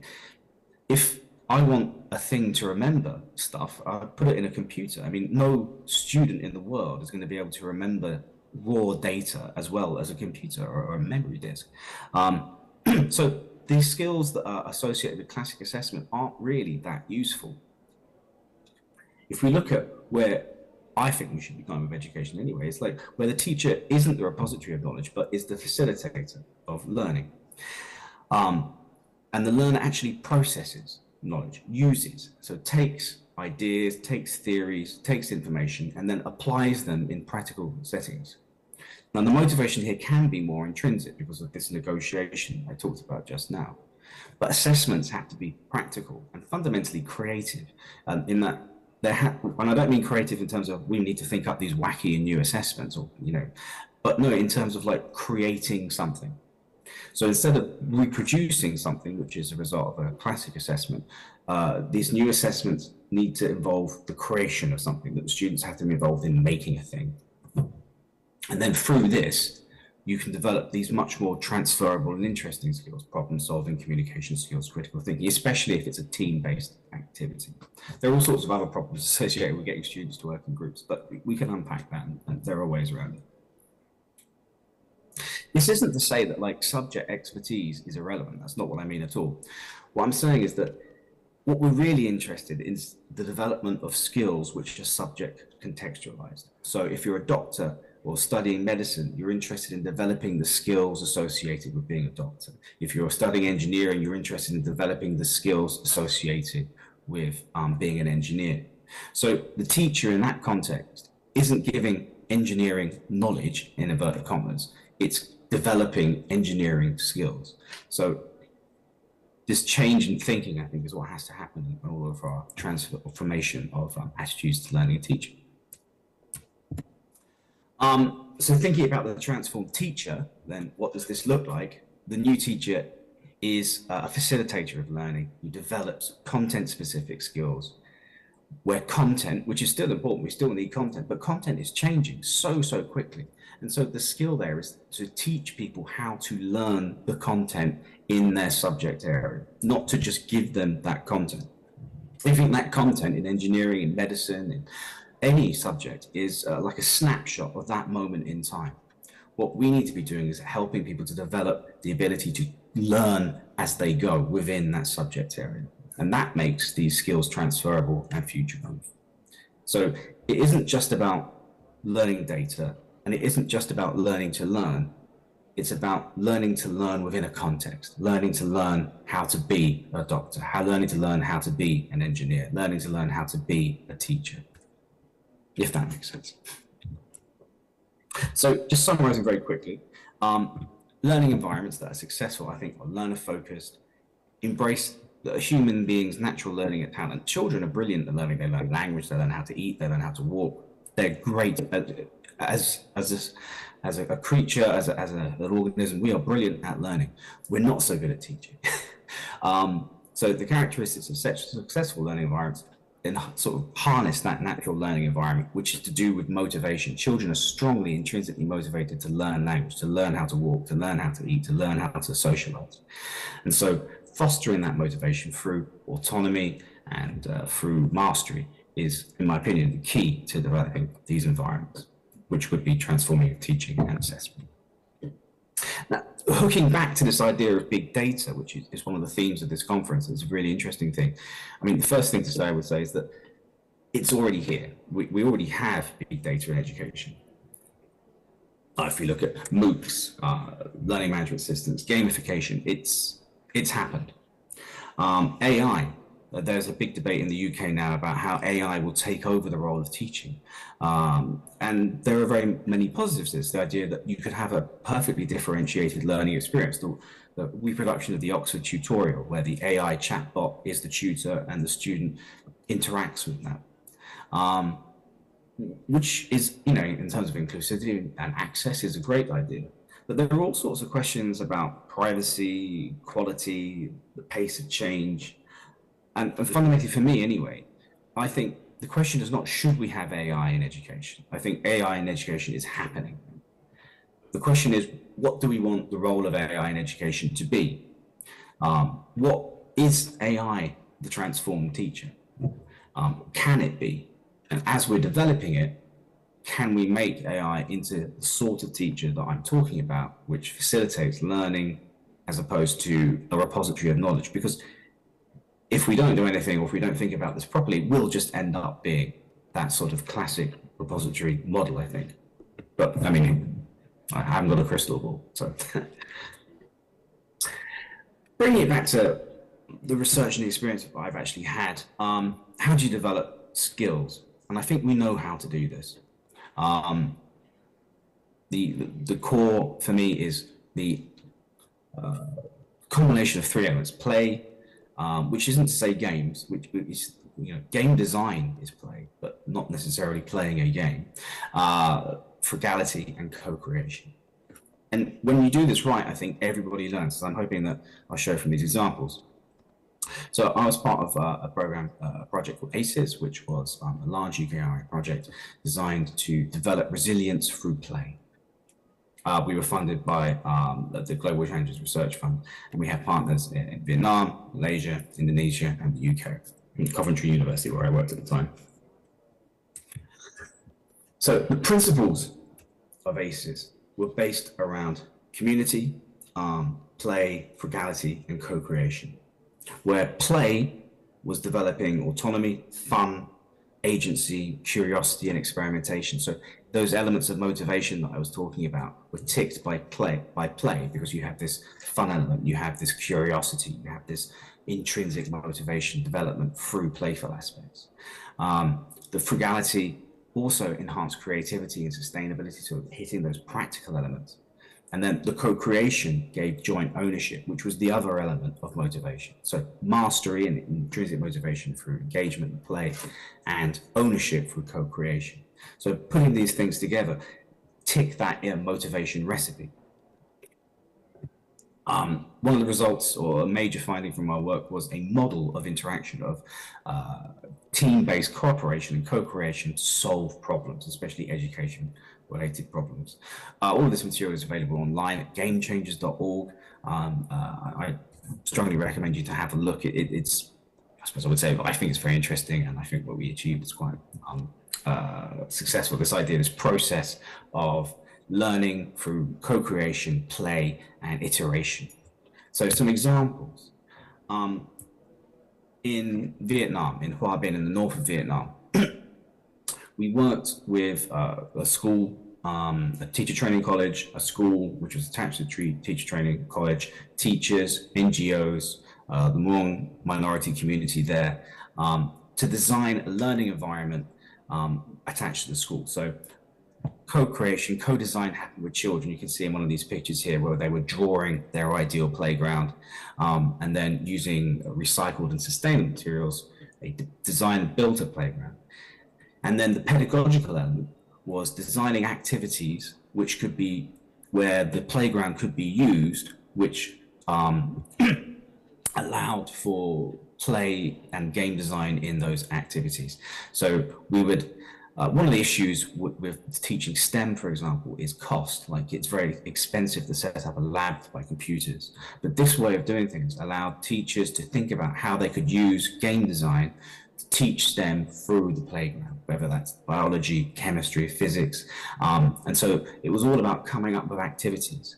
And the beautiful thing was, with a couple of sessions talking about game design, the teachers then took on this idea of how that could work or what that would look like, and designed their own activities using the playground, using other things to teach those subjects and those ideas playfully, which made the students more engaged, teachers more engaged.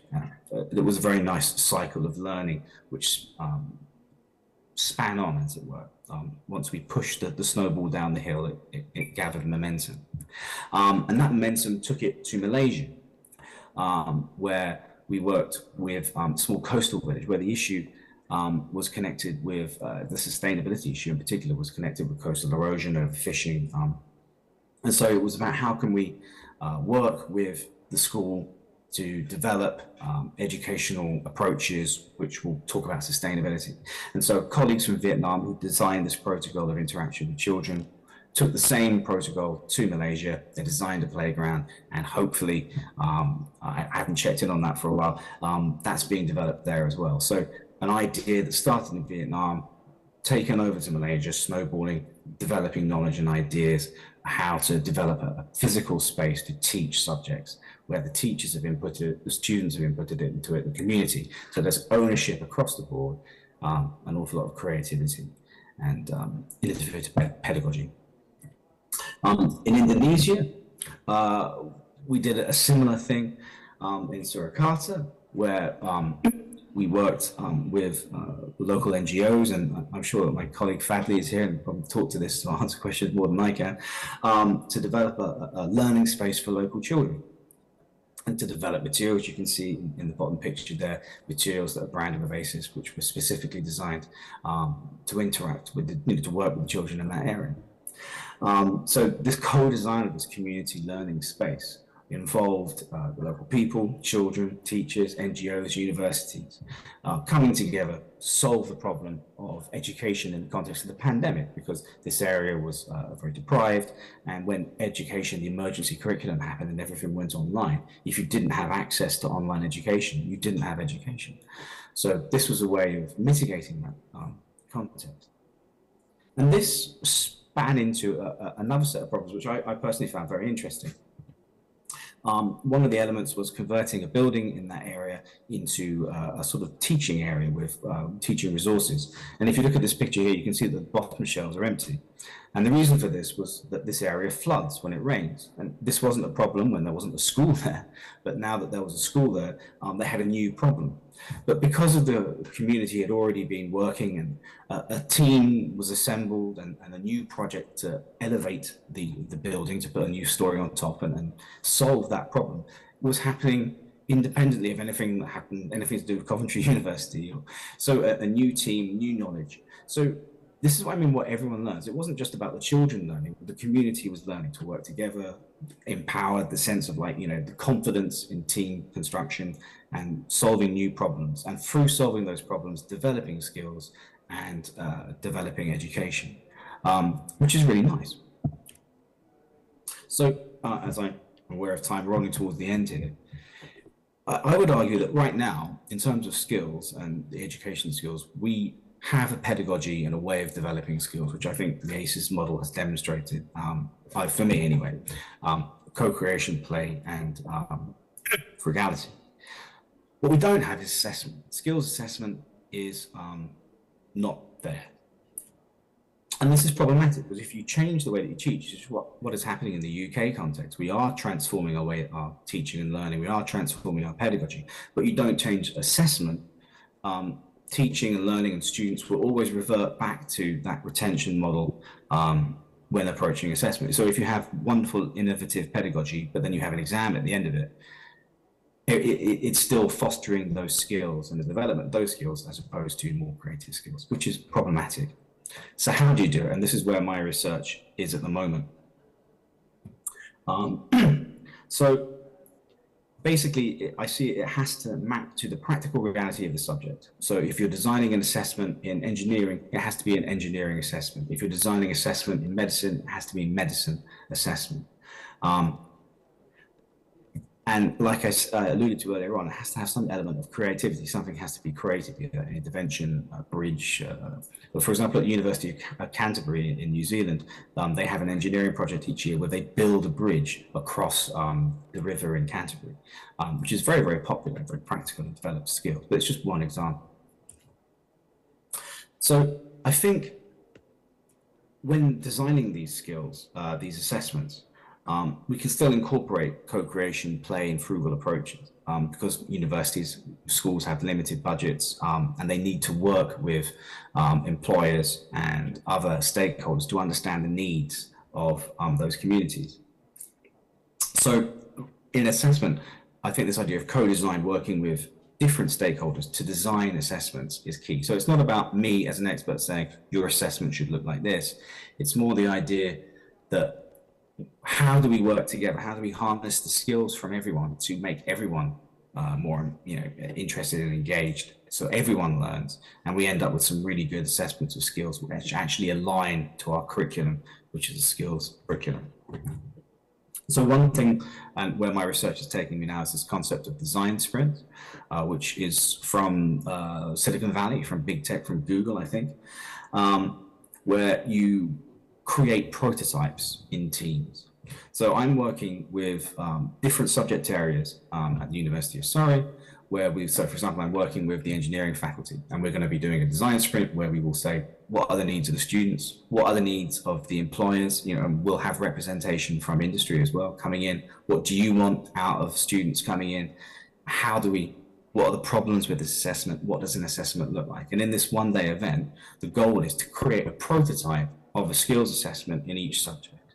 So I'll be working with each of the faculties developing skills. And then we'll look at the similarities and differences and see if whether there's a way to analyze that data and pull out common threads, which can be in policy level and in the institution. But again, it's the same principles of co-creation, a playful approach to learning, which is very much within the design sprint concept. So new approaches to solve these old problems.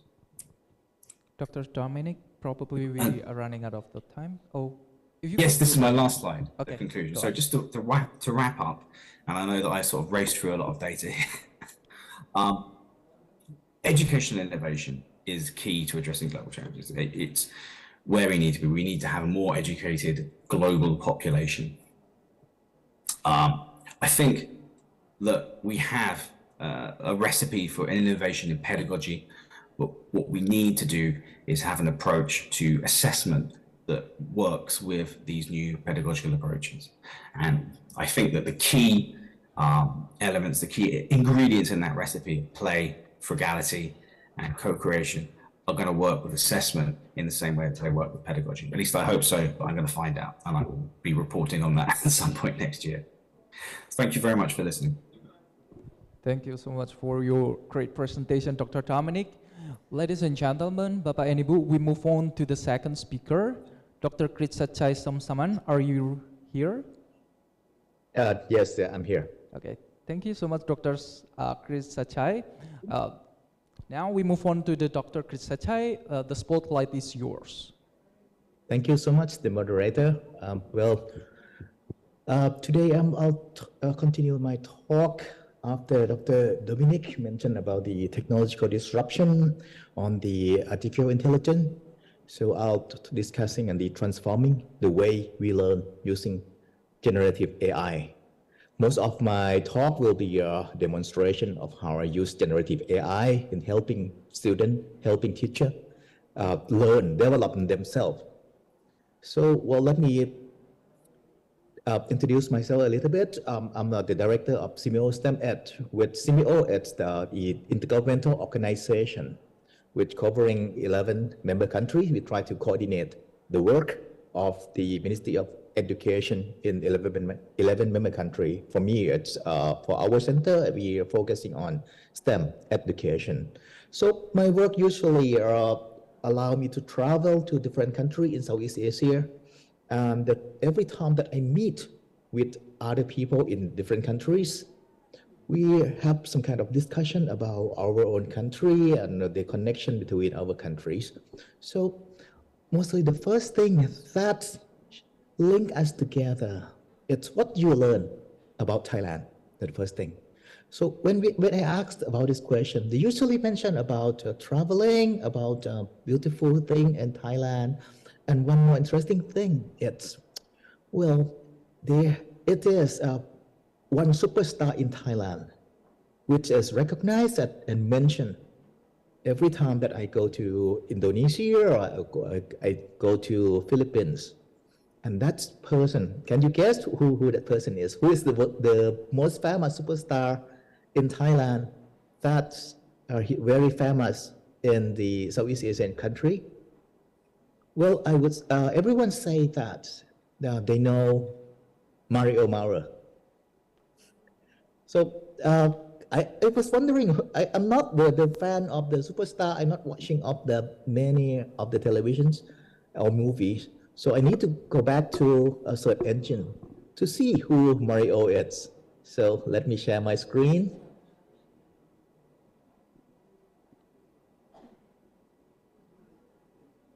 All right. So let me get to one part. So, okay, hopefully you see the my Google. Okay, so here I would like to ask Google who is Mario Maurer, okay, the Thai actor.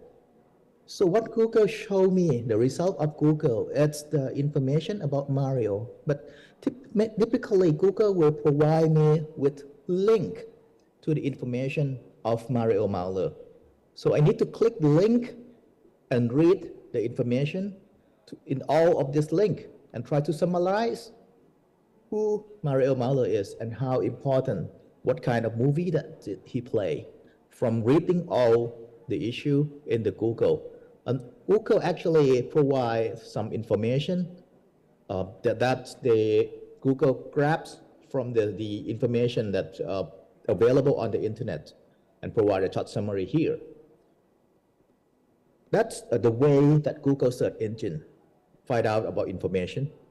But by using AI, the generative AI work differently than Google search engine. The way I would like you to think about AI, it's not a search engine. If this is the ChatGPT, which I'm always using, when I like to find more information, when I would like to do research on particular issue, or I want to find out the solution of some of the question. So I would just simply, if I type Mario Maurer,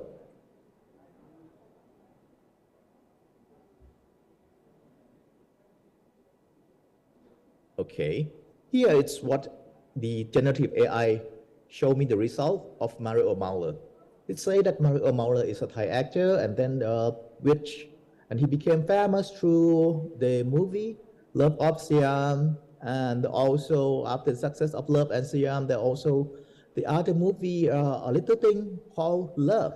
This is another one that everyone mentioned that they recognize Mario from this movie. So just to ensure that this is the information that has been recreated from the information that are available on the internet. So when using generative AI, it doesn't provide me with link for information for me to read, but it summarizes the information that it reads through all the internet and provide it as a rewrite the information for me. This is the new information that it rewrites, especially for me. Or if I don't want this information, I want something new, something, so I can regenerate. And it writes to me another information about Mario, which different text, different phrasing. Or I could do more on this summarize in one paragraph. So make it shorter. Okay, so that's a very concise summary of who Mario is. Or I can do more research, dig deep into the information.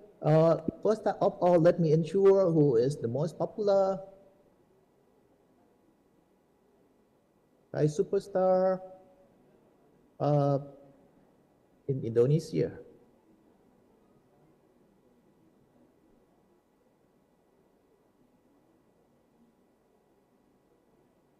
Okay, here it's confirmed that Mario is one of the most popular Thai superstar. Well, so I want to know more whether Mario also co-star in any of the Indonesian movie.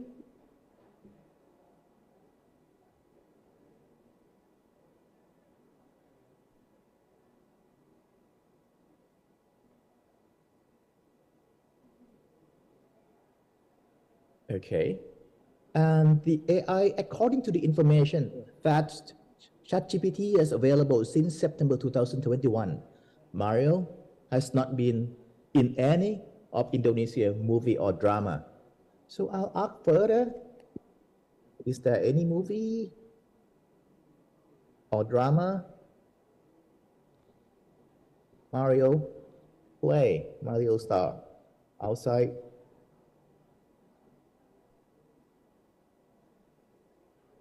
Thailand?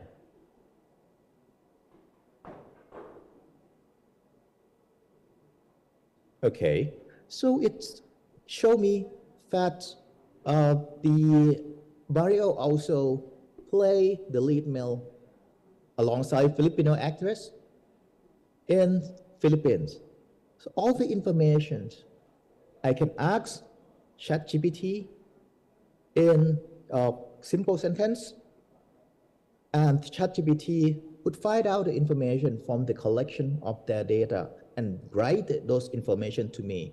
So this information might not be available as the way that you see in this paragraph, but the information inside the knowledge of ChatGPT, and ChatGPT provided information to me by writing some new sentence, new paragraph for me to see on those.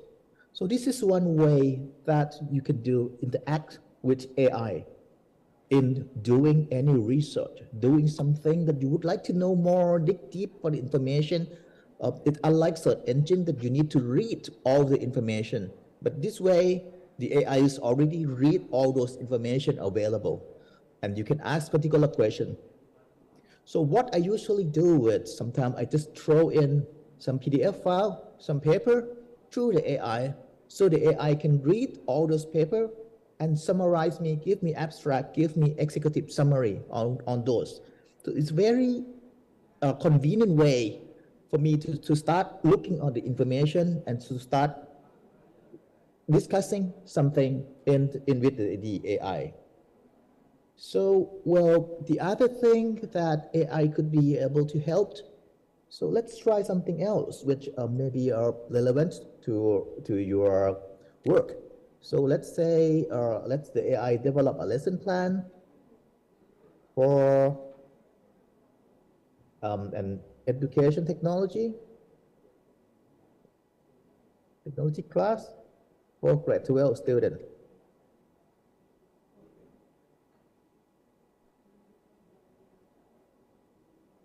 Okay, so it gives me 4-week lesson plan, 10 hours per week, 40 hours in total, and break down into different issue, different topics in each week. Week 1, introduction to education technology, talk about ice-breaking activity, EdTech, the type of EdTech, the benefit. Week 2 on the benefit and challenge of education technology, advance of EdTech, addressing challenge, a debate on EdTech, the activities that provide in the class. Week 3, EdTech in practice, seeing the integrated, provide a virtual field trip to explore the EdTech. And week 4 on the future education technology. And in the conclusion, all the assessments that it could be, you could provide, or I could adjust it a little bit. You can see one thing, the important thing is I can do a continuous conversation with the AI rather than asking something completely new. I can go back to the AI anytime and I can ask them further questions that I would like to know. Okay, so this time, change it to 10 week. 10-week plan with 1 hour per week.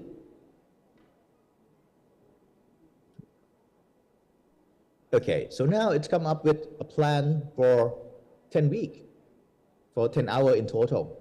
So, now I see that something might be mistaken here. Because week 1, introduction to education technology, ice-breaking activity for 1 hour. What is education technology for 1 hour? So this is 2 hours. So this is something which the AI generate for me wrongly. Category, that's week 2, week 3, week 4, week 5, 6, 7, 8, 9, 10. And same thing, week 10, instead of 1 hour, it's become 2 hours. I'm not sure whether it's a mistake or it's something that might be out of classroom activities which the student could do before come to class. So this is the way that we interact with AI. So not just asking simple questions, single questions. We can keep talking to the AI and let it adjust the answer to fit with our requirement, with our need. And the AI can provide very useful and it depends on your requirement. If I want it to be simple, so let's try make it for grade 6 student, grade 6 class. So let's see. Okay, so grade 6, it will be simpler, it will be easier to fit with the need of a grade 6 student. Or if I want something very sophisticated, okay, let's try some new chat. Well, since this is a school of education, let me try something different. Let's provide some example of a qualified exam for a doctoral degree program in education technology. So if any of you are a doctoral student who would need to take a qualified exam later on, you can ask ChatGPT to develop you this qualified exam. Okay, so this is one of the difficult questions that a doctoral student would need to pass through to get to be qualified to start doing your dissertation. So the questions of the exam would be something very fundamental, something very under the deep foundation or very creative, very critical thinking. So it asks about the theoretical foundations, analysis of the relationship between education technology and instruction design theory. So comparing different theory, looking at a different methodology, do a critical evaluation on the technical integration, develop comprehensive framework. Let's discuss on the challenge and opportunity on those very online blended learning. Those are difficult questions to be asked for the PhD student before they can get to the dissertation. Moreover that, if you're a PhD student and you look at this information and you think, oh, okay, it could be on your qualified exam, and how can you answer that? So I could ask the AI to help me provide sample answer to, let's do question 1A. Okay, so now it's provide a summary of a different the answer question B of the field of education and the theory. They talk about behaviorism, cognitivism, constructivism, and come to do the comparison between this theory. That's the way that they usually appear in the qualified exam of the PhD student. Well, let's do something more simple. So I'll do a new chat again. So let's do something simple as the AI. Not only the AI can provide you with the text information, it can help create computer program as well. So let's try the ChatGPT to write a Python code. Solve. Dr. To show, probably we just only 2 minutes more. Is it okay? Oh, okay. To show the FIFO. FIFO is first in, first out, or the theory of the queue. So ChatGPT explained what FIFO is, and write the code on the explanation of what FIFO is and the queue. So, well, with all the aspect that the generative AI should show you, so let me go back to something that I would like to explain quickly. So I look at ChatGPT just like Dr. Dominic mentioned earlier. It's like a robot or assistant. So I look at ChatGPT like a Doraemon with it's my personal assistant, which I can ask Doraemon every time I need some help. Doraemon, please, can you help me on this? And I can do a conversation with Doraemon. So with the generative AI, you can do text, you can do code, you can do image. You can ask the AI to analyze image or to create image for you, speech, video. So there are a lot of tools that AI can help you to do that.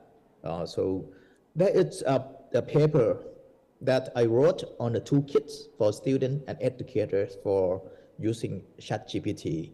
You can download from scanning the QR code, or you can click the link on the document that I provide here. Inside, we talk about how to use ChatGPT as a student. It could be helpful for as a learning partner, as a tutor, as a reviewer. And also discuss the redesigning teaching along the line that Dr. Dominic talked about, or the assessments, that the new way that we need to do the assessment for the student, and how the educator need to provide with the guideline and with the rule and regulation of how to use AI in the classroom. I encourage teacher and student to use AI in the classroom, not prohibited, but there need to be some regulation, some guidance for the student and teacher to use AI in the classroom. So there's a different way that AI could be utilized. And this is another one that I would recommend, that if you are on Facebook and you would like to see the progress of the using of the generative AI in the progress, recent progress, you can follow this AI GPT Insights Facebook page.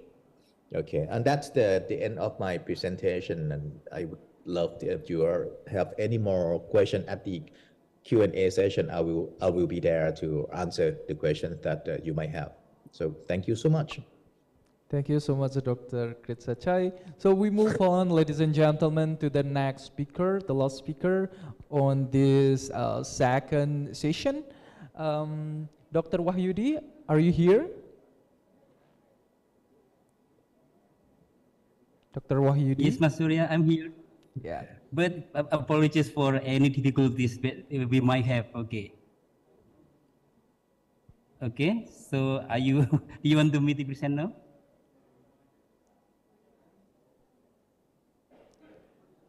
Can you hear me, Mas Surya? Yeah, we can hear you. Yeah, we can hear you, Dr.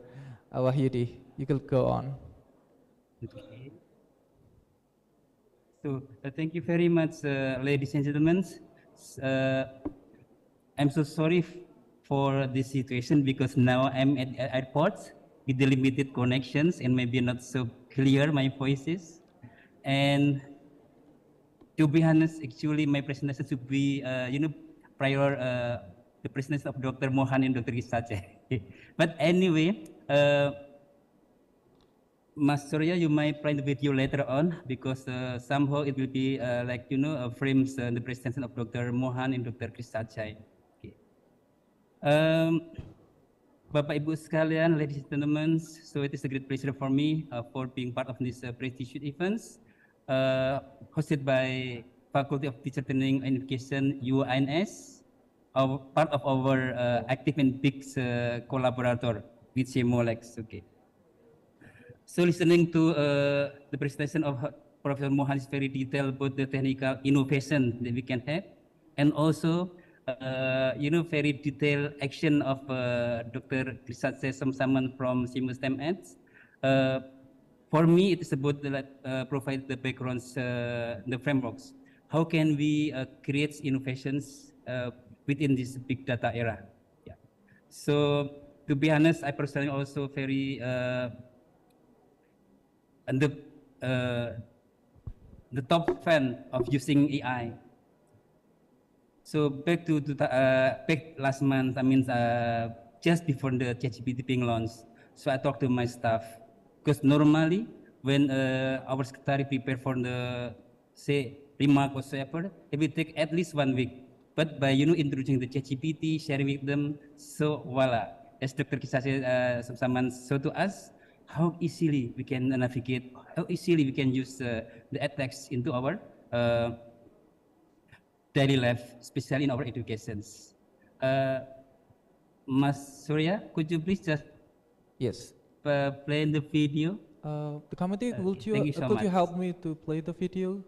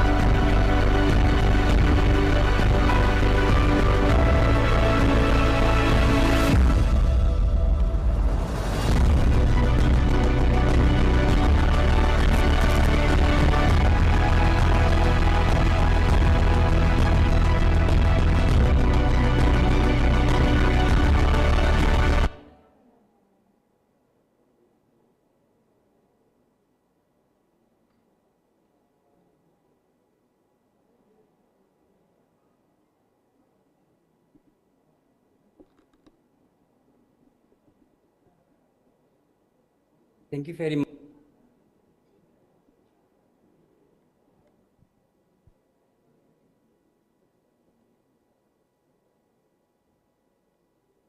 Thank you very much, Mas Surya Akung Wijaya, our delightful moderator today. And very good morning to all distinguished speakers, participants, ladies and gentlemen. First of all, I would like to thank the committee of the 7th International Conference on Learning Innovation and Quality Education 2023 for inviting Sebelas to this prestigious event. And today we would like to humbly share our view on innovative learning in the age of big data, opportunities and challenges. To start with, I would like to present to you the video backgrounds for our presentations.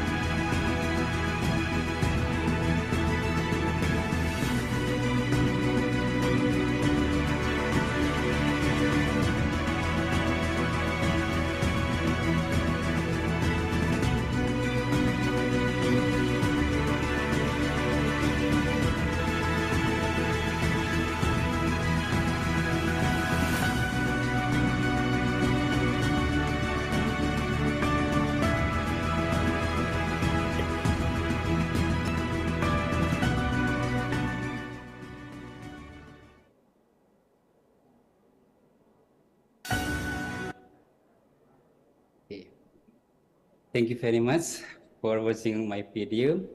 Ladies and gentlemen, as we know, we are currently in the era of Industry 4.0, which has brought significant and radical changes to the way we produce goods and live life. Industry 1.0 began in England with the inventions of the steam engines, which was then used in the production process of goods. Industry 2.0 start with the creations of production line or assembly lines, which was used conveyor belts with the help of electrical powers. And for Industry 3.0, marks by the presence of machines that move and thought automatically, namely computer and robots.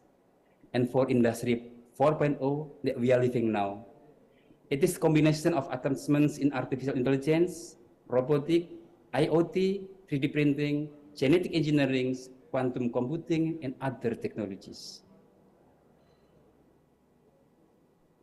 The concept of Society 5.0, initiated by the Japanese government back in 2019 as a response to the fourth industrial revolutions. The concept of the fourth industrial revolutions and Society 5.0 actually are not significant difference, but the Society 5.0 concept places a stronger focus on the context of human beings. While the Industrial Revolution utilized AI and artificial intelligence as its main components, Society 5.0 also relies on the modern technology, but places human as its central components.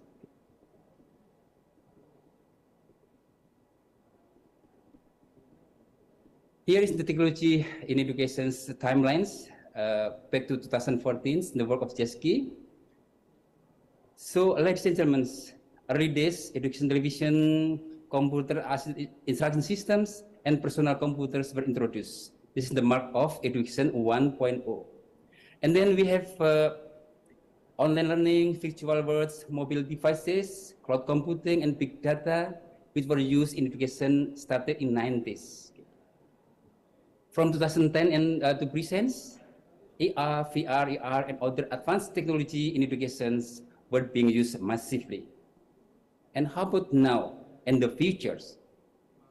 In the futures, even more advanced technology such as blockchains and quantum computing, I believe will be used commonly in our educations.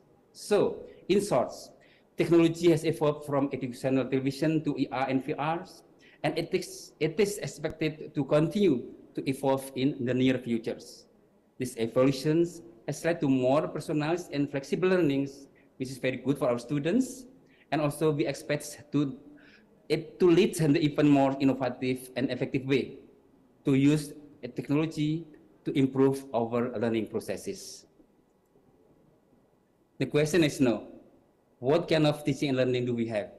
And how can we make our innovations with the technology? So, in these presentations, we will explore how big data can be used to improve learning outcomes, personalized instructions, and create more engaging and interactive learning experiences. What is big data? This is a term used to describe the massive amounts of data that being generated every day by us. The data can come from many sources, including social media, online learning platform, and educational assessment as well. So, our ability to collect and analyze data give us new possibilities for innovation in our educations. For example, big data can be used to personalize instruction for our students. By analyzing student data, we educators can identify each student's strengths and weaknesses, and then we can tailor our instructions to meet their individual needs. Big data also can be used to create more engaging and interactive learning experiences. We can use big data to create personal learning pathways and also gamified learning experiences and virtual learning environments.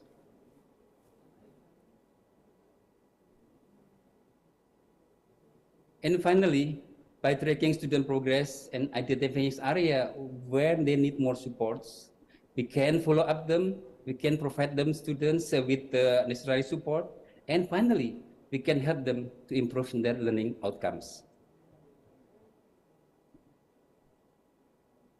The question is, how is big data being used in education today? First, their learnings. The next about gamified learnings. It is type of learning that use game-like virtual learning environments, online platforms that allow students to learn flexible from anywhere, anytime, with home.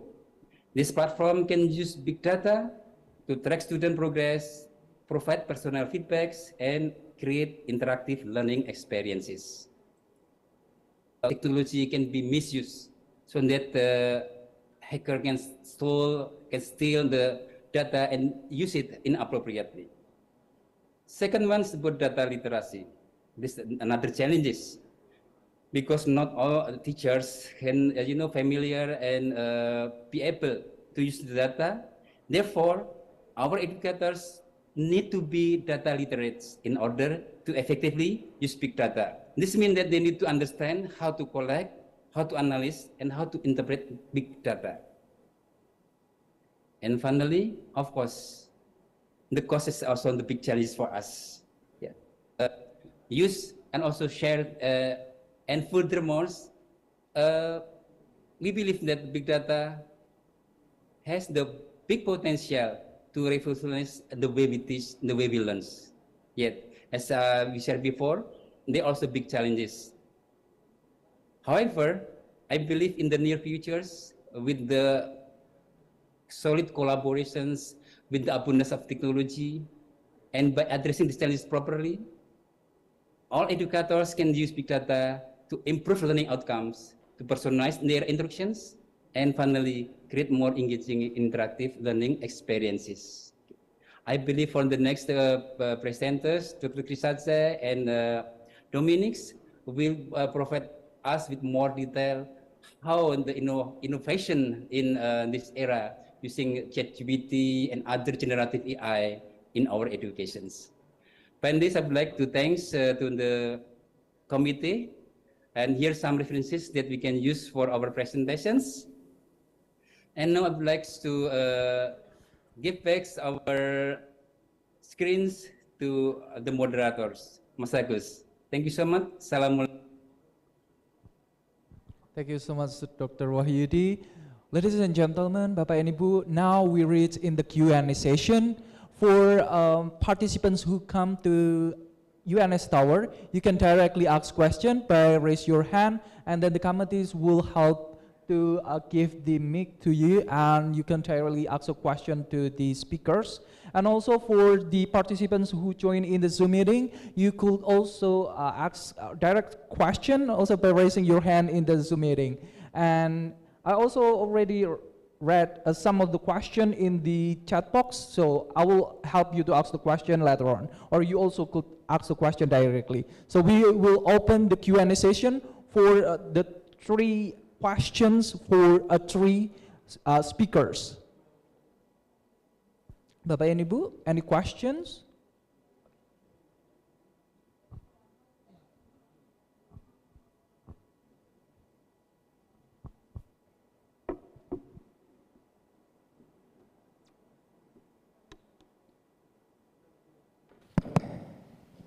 Thank you. Assalamualaikum warahmatullahi wabarakatuh.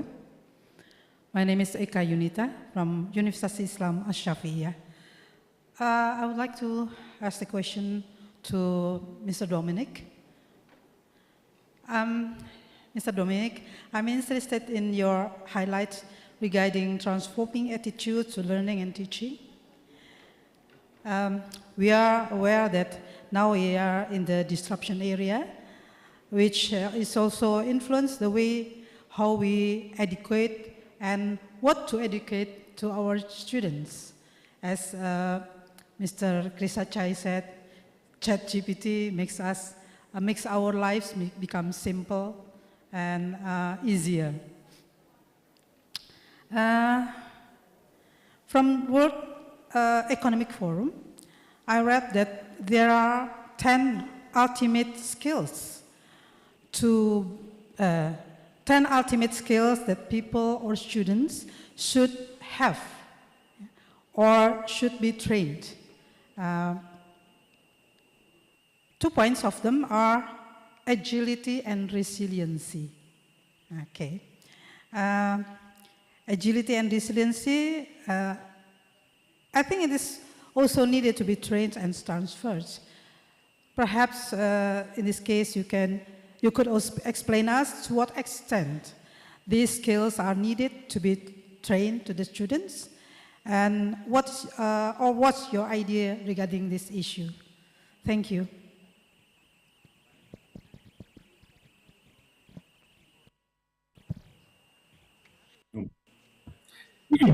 Thanks for your question. I mean, there's a couple of things to unpack there.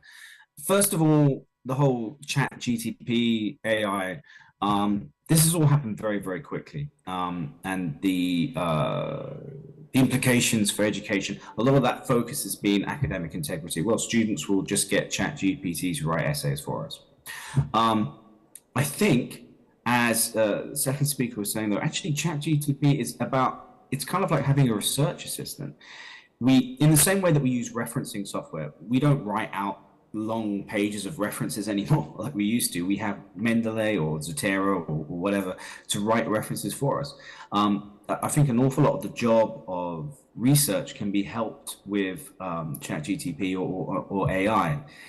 It's almost as if, in my opinion, it's come along at the right time. Where if you think knowledge is expanding, they're multiplying, and there is more and more and more and more and more. We used to have libraries, and then we had the internet and Google Scholar. And there are more people in higher education, more PhDs, more knowledge being developed.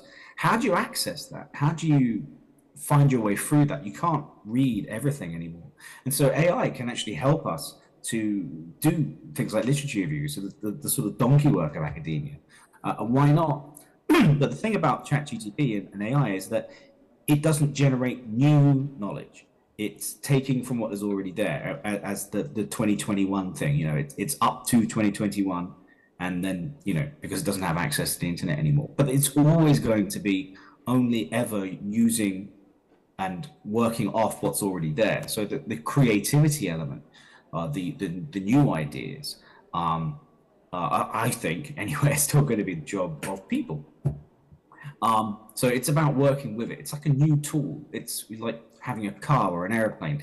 Air travel completely revolutionized travel, and you know, it didn't make it worse. It just changed it. You know, we still had to have someone flying the plane, if you see what I mean. Regarding the skills, I think my point is that yes, there is agreement, the 10 skills, communication skills, problem solving, but there's agreement on the label, but there's not agreement on what those things are. And if you speak to engineers, if you speak to doctors, if you speak to historians and ask them, what is problem solving? You'll get different answers. And so that's confusing, because someone studying history might go into an environment, a working environment where it's not related to history, with problem solving skills that don't exactly map onto what the employer expects by problem solving, because maybe they're working in accounts or some other area. And so it's about recognizing these differences and then bringing them into alignment, saying, yeah, okay, these elements can be brought in, and helping the students to understand what skills they have developed through their studies. And then the last bit, resilience. Resilience is a really confusing term, and there's a question mark, I think, as well about, you know, whether it's always a good thing, because it's very strongly associated with crisis. But on the one hand, resilience can be not changing. So we talk about an idea of culture or a language or a person being resilient, not changing. And then we talk about the same thing, or a person being resilient because they do change, because they adapt. So again, with the skills thing, it's the same idea that we don't really agree, although we agree on the word, we don't agree on the meaning, and it means different things to different peoples. And until we unpack those differences and nuances in meaning, it's going to be problematic. So the first job is to actually look at what skills are in higher education for me, or whatever category of education you're talking about, and then unpack what we mean within the subject areas relate to those things. Then we can start looking at how you develop those things and what they might look like in different subjects, and how as educators we might develop those skills. I hope that answers the question. Thank you, Dr. Dominic. Okay, thank you. Okay, we move on to the second question. Probably we move on to the Zoom participants. Is there any question from the Zoom participants? You can directly ask questions by raising your hand.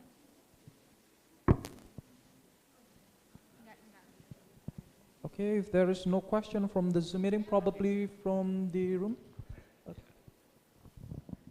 I'm going to address my question to Dr. Dominic, please, from Surrey. Dr. Dominic, we have the one new question from the participants come from in this room, so from the UNS. Bapak, you could give your questions. Can we connect to him? Hello, Mr. Dominic. Yes, sir, I'm here. Okay, my name is Benny. I'm going to ask you about I'm just curious whether there is a educational technology program in University of Surrey.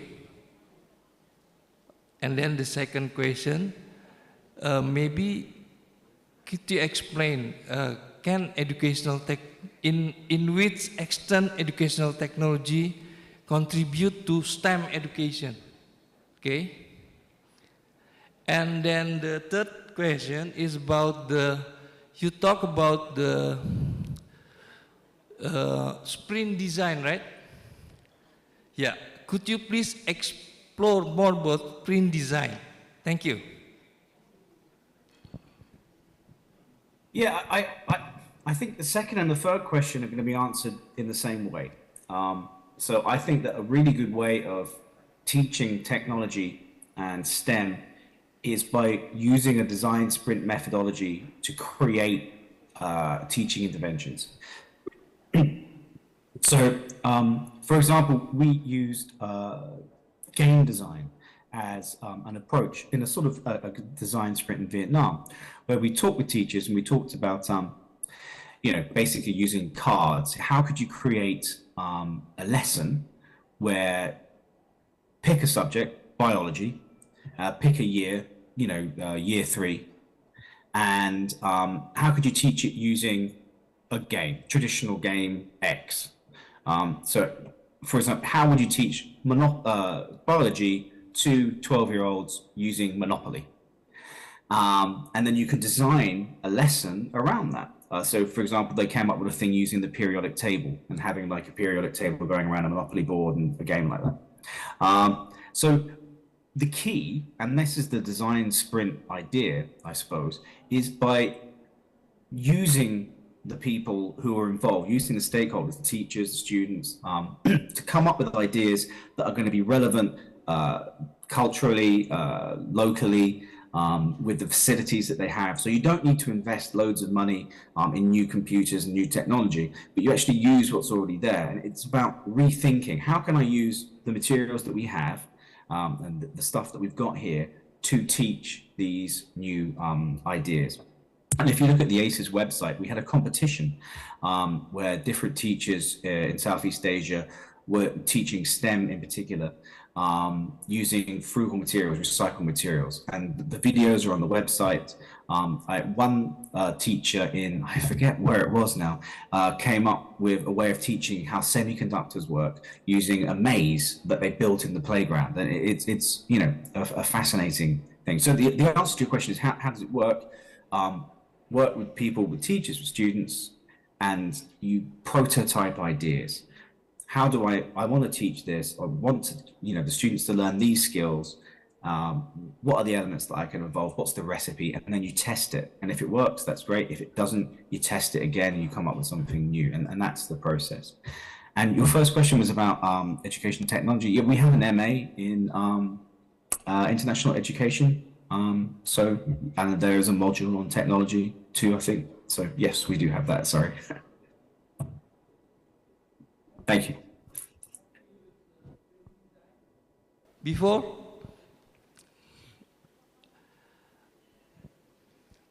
are you using a print design for something, improving learning and everything?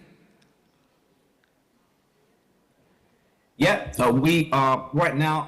I'm just putting the ethics to our ethics committee at Surrey for a project on skills. So looking at working with faculty at the university on skills assessment using design sprints, and also I'm working with another colleague on a design sprint approach to AI in different subject areas.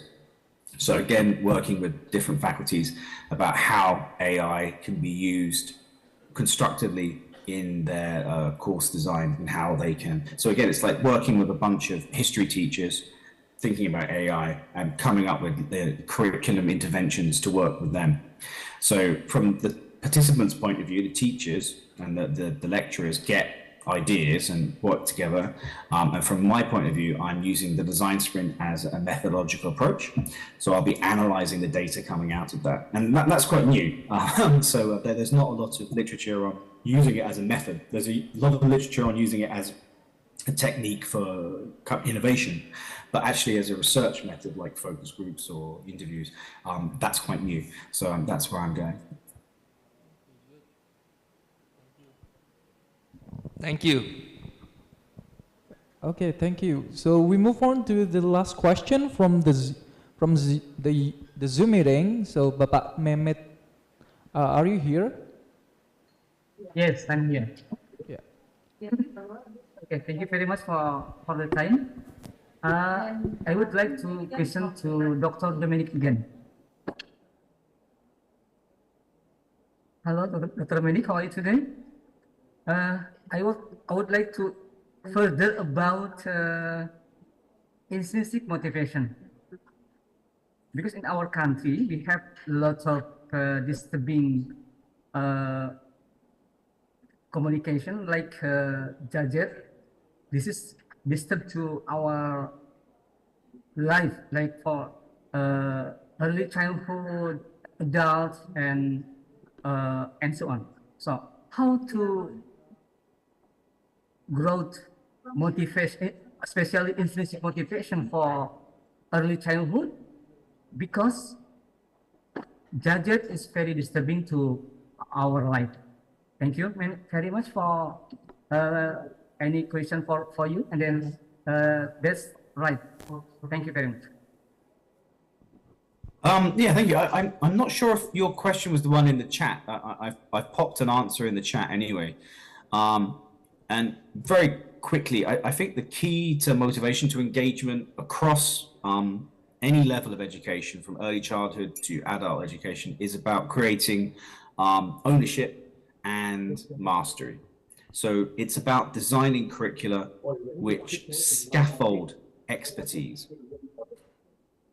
So in early childhood, it's about basically following the child. I mean, I've got an 18-month-old daughter, and she'll start playing with something, with a book or a toy, and I just play with her with whatever she wants. So I let her direct that, and then the motivation is already hooked in, and I can steer some of those activities into the areas that I want, like into language acquisition or whatever. You know, if I want, but it has to start from her. It has to start from the learner. And with adults, with secondary school, it's just about understanding what are the goals of the learner, what do they want to do, and then having that negotiation of like, well, in order to get here, these are the steps that you need to take. So you're drawing in that sort of intrinsic motivation, it's a better form of extrinsic motivation, I suppose, if we're still focusing on the end. But yeah, you create ownership through negotiation, through involving the learner in the process. Instead of just telling them, you're going to learn this, it's what do you want to learn? How do you want to learn it? How can we work together? And then mastery, creating mastery, or a sense of being good at something by scaffolding that learning process. So helping people to develop so that they get better. And then you have the whole peer stuff. Once you've got a certain level of competence, you can start having peer review and peer teaching and that sort of stuff. And that giving that ownership over to the learner to help other learners spins on it. We often say that the best way to learn about something is to teach it. That would be evidence of that, I think.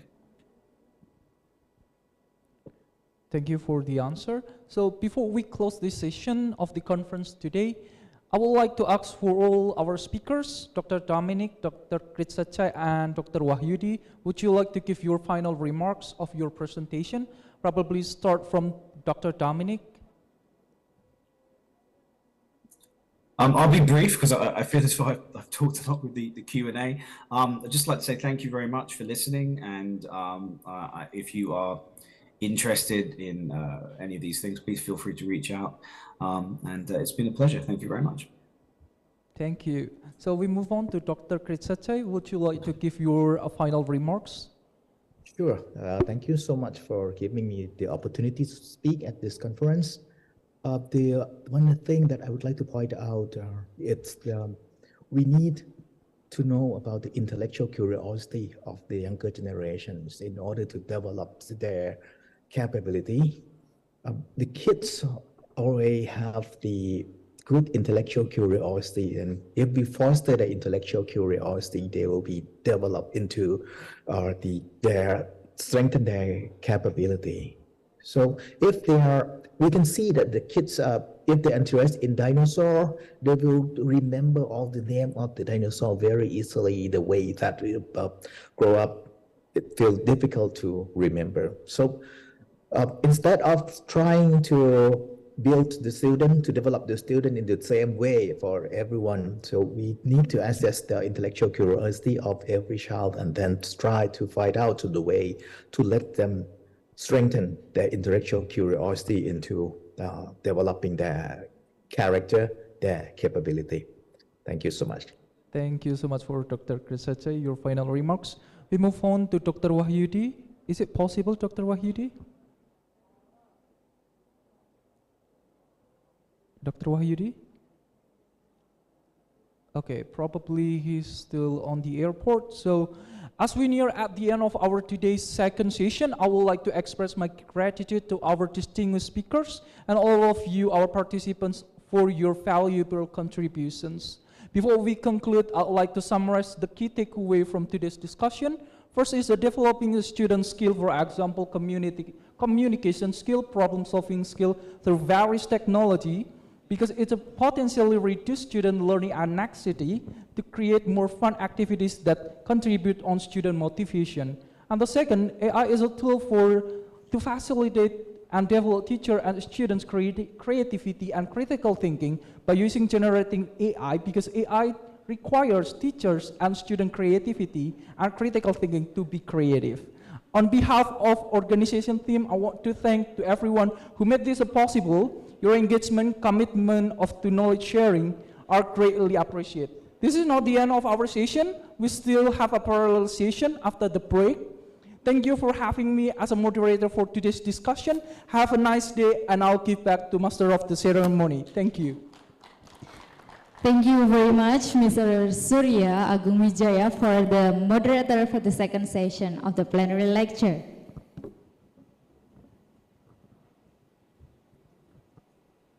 Distinguished ladies and gentlemen, we are now at the end of the plenary lecture session. The next on schedule, we will have a parallel session that will be start at 1 p.m. The closing ceremony will be held in each parallel room. Once again, please everyone give a big round of applause to our wonderful speakers today. On behalf of the organizing committee, we are saying thank you for your staying here to join the conference. It was really an honor to serve you all, and see you at the ICLIQE 2024. Wassalamualaikum warahmatullahi wabarakatuh.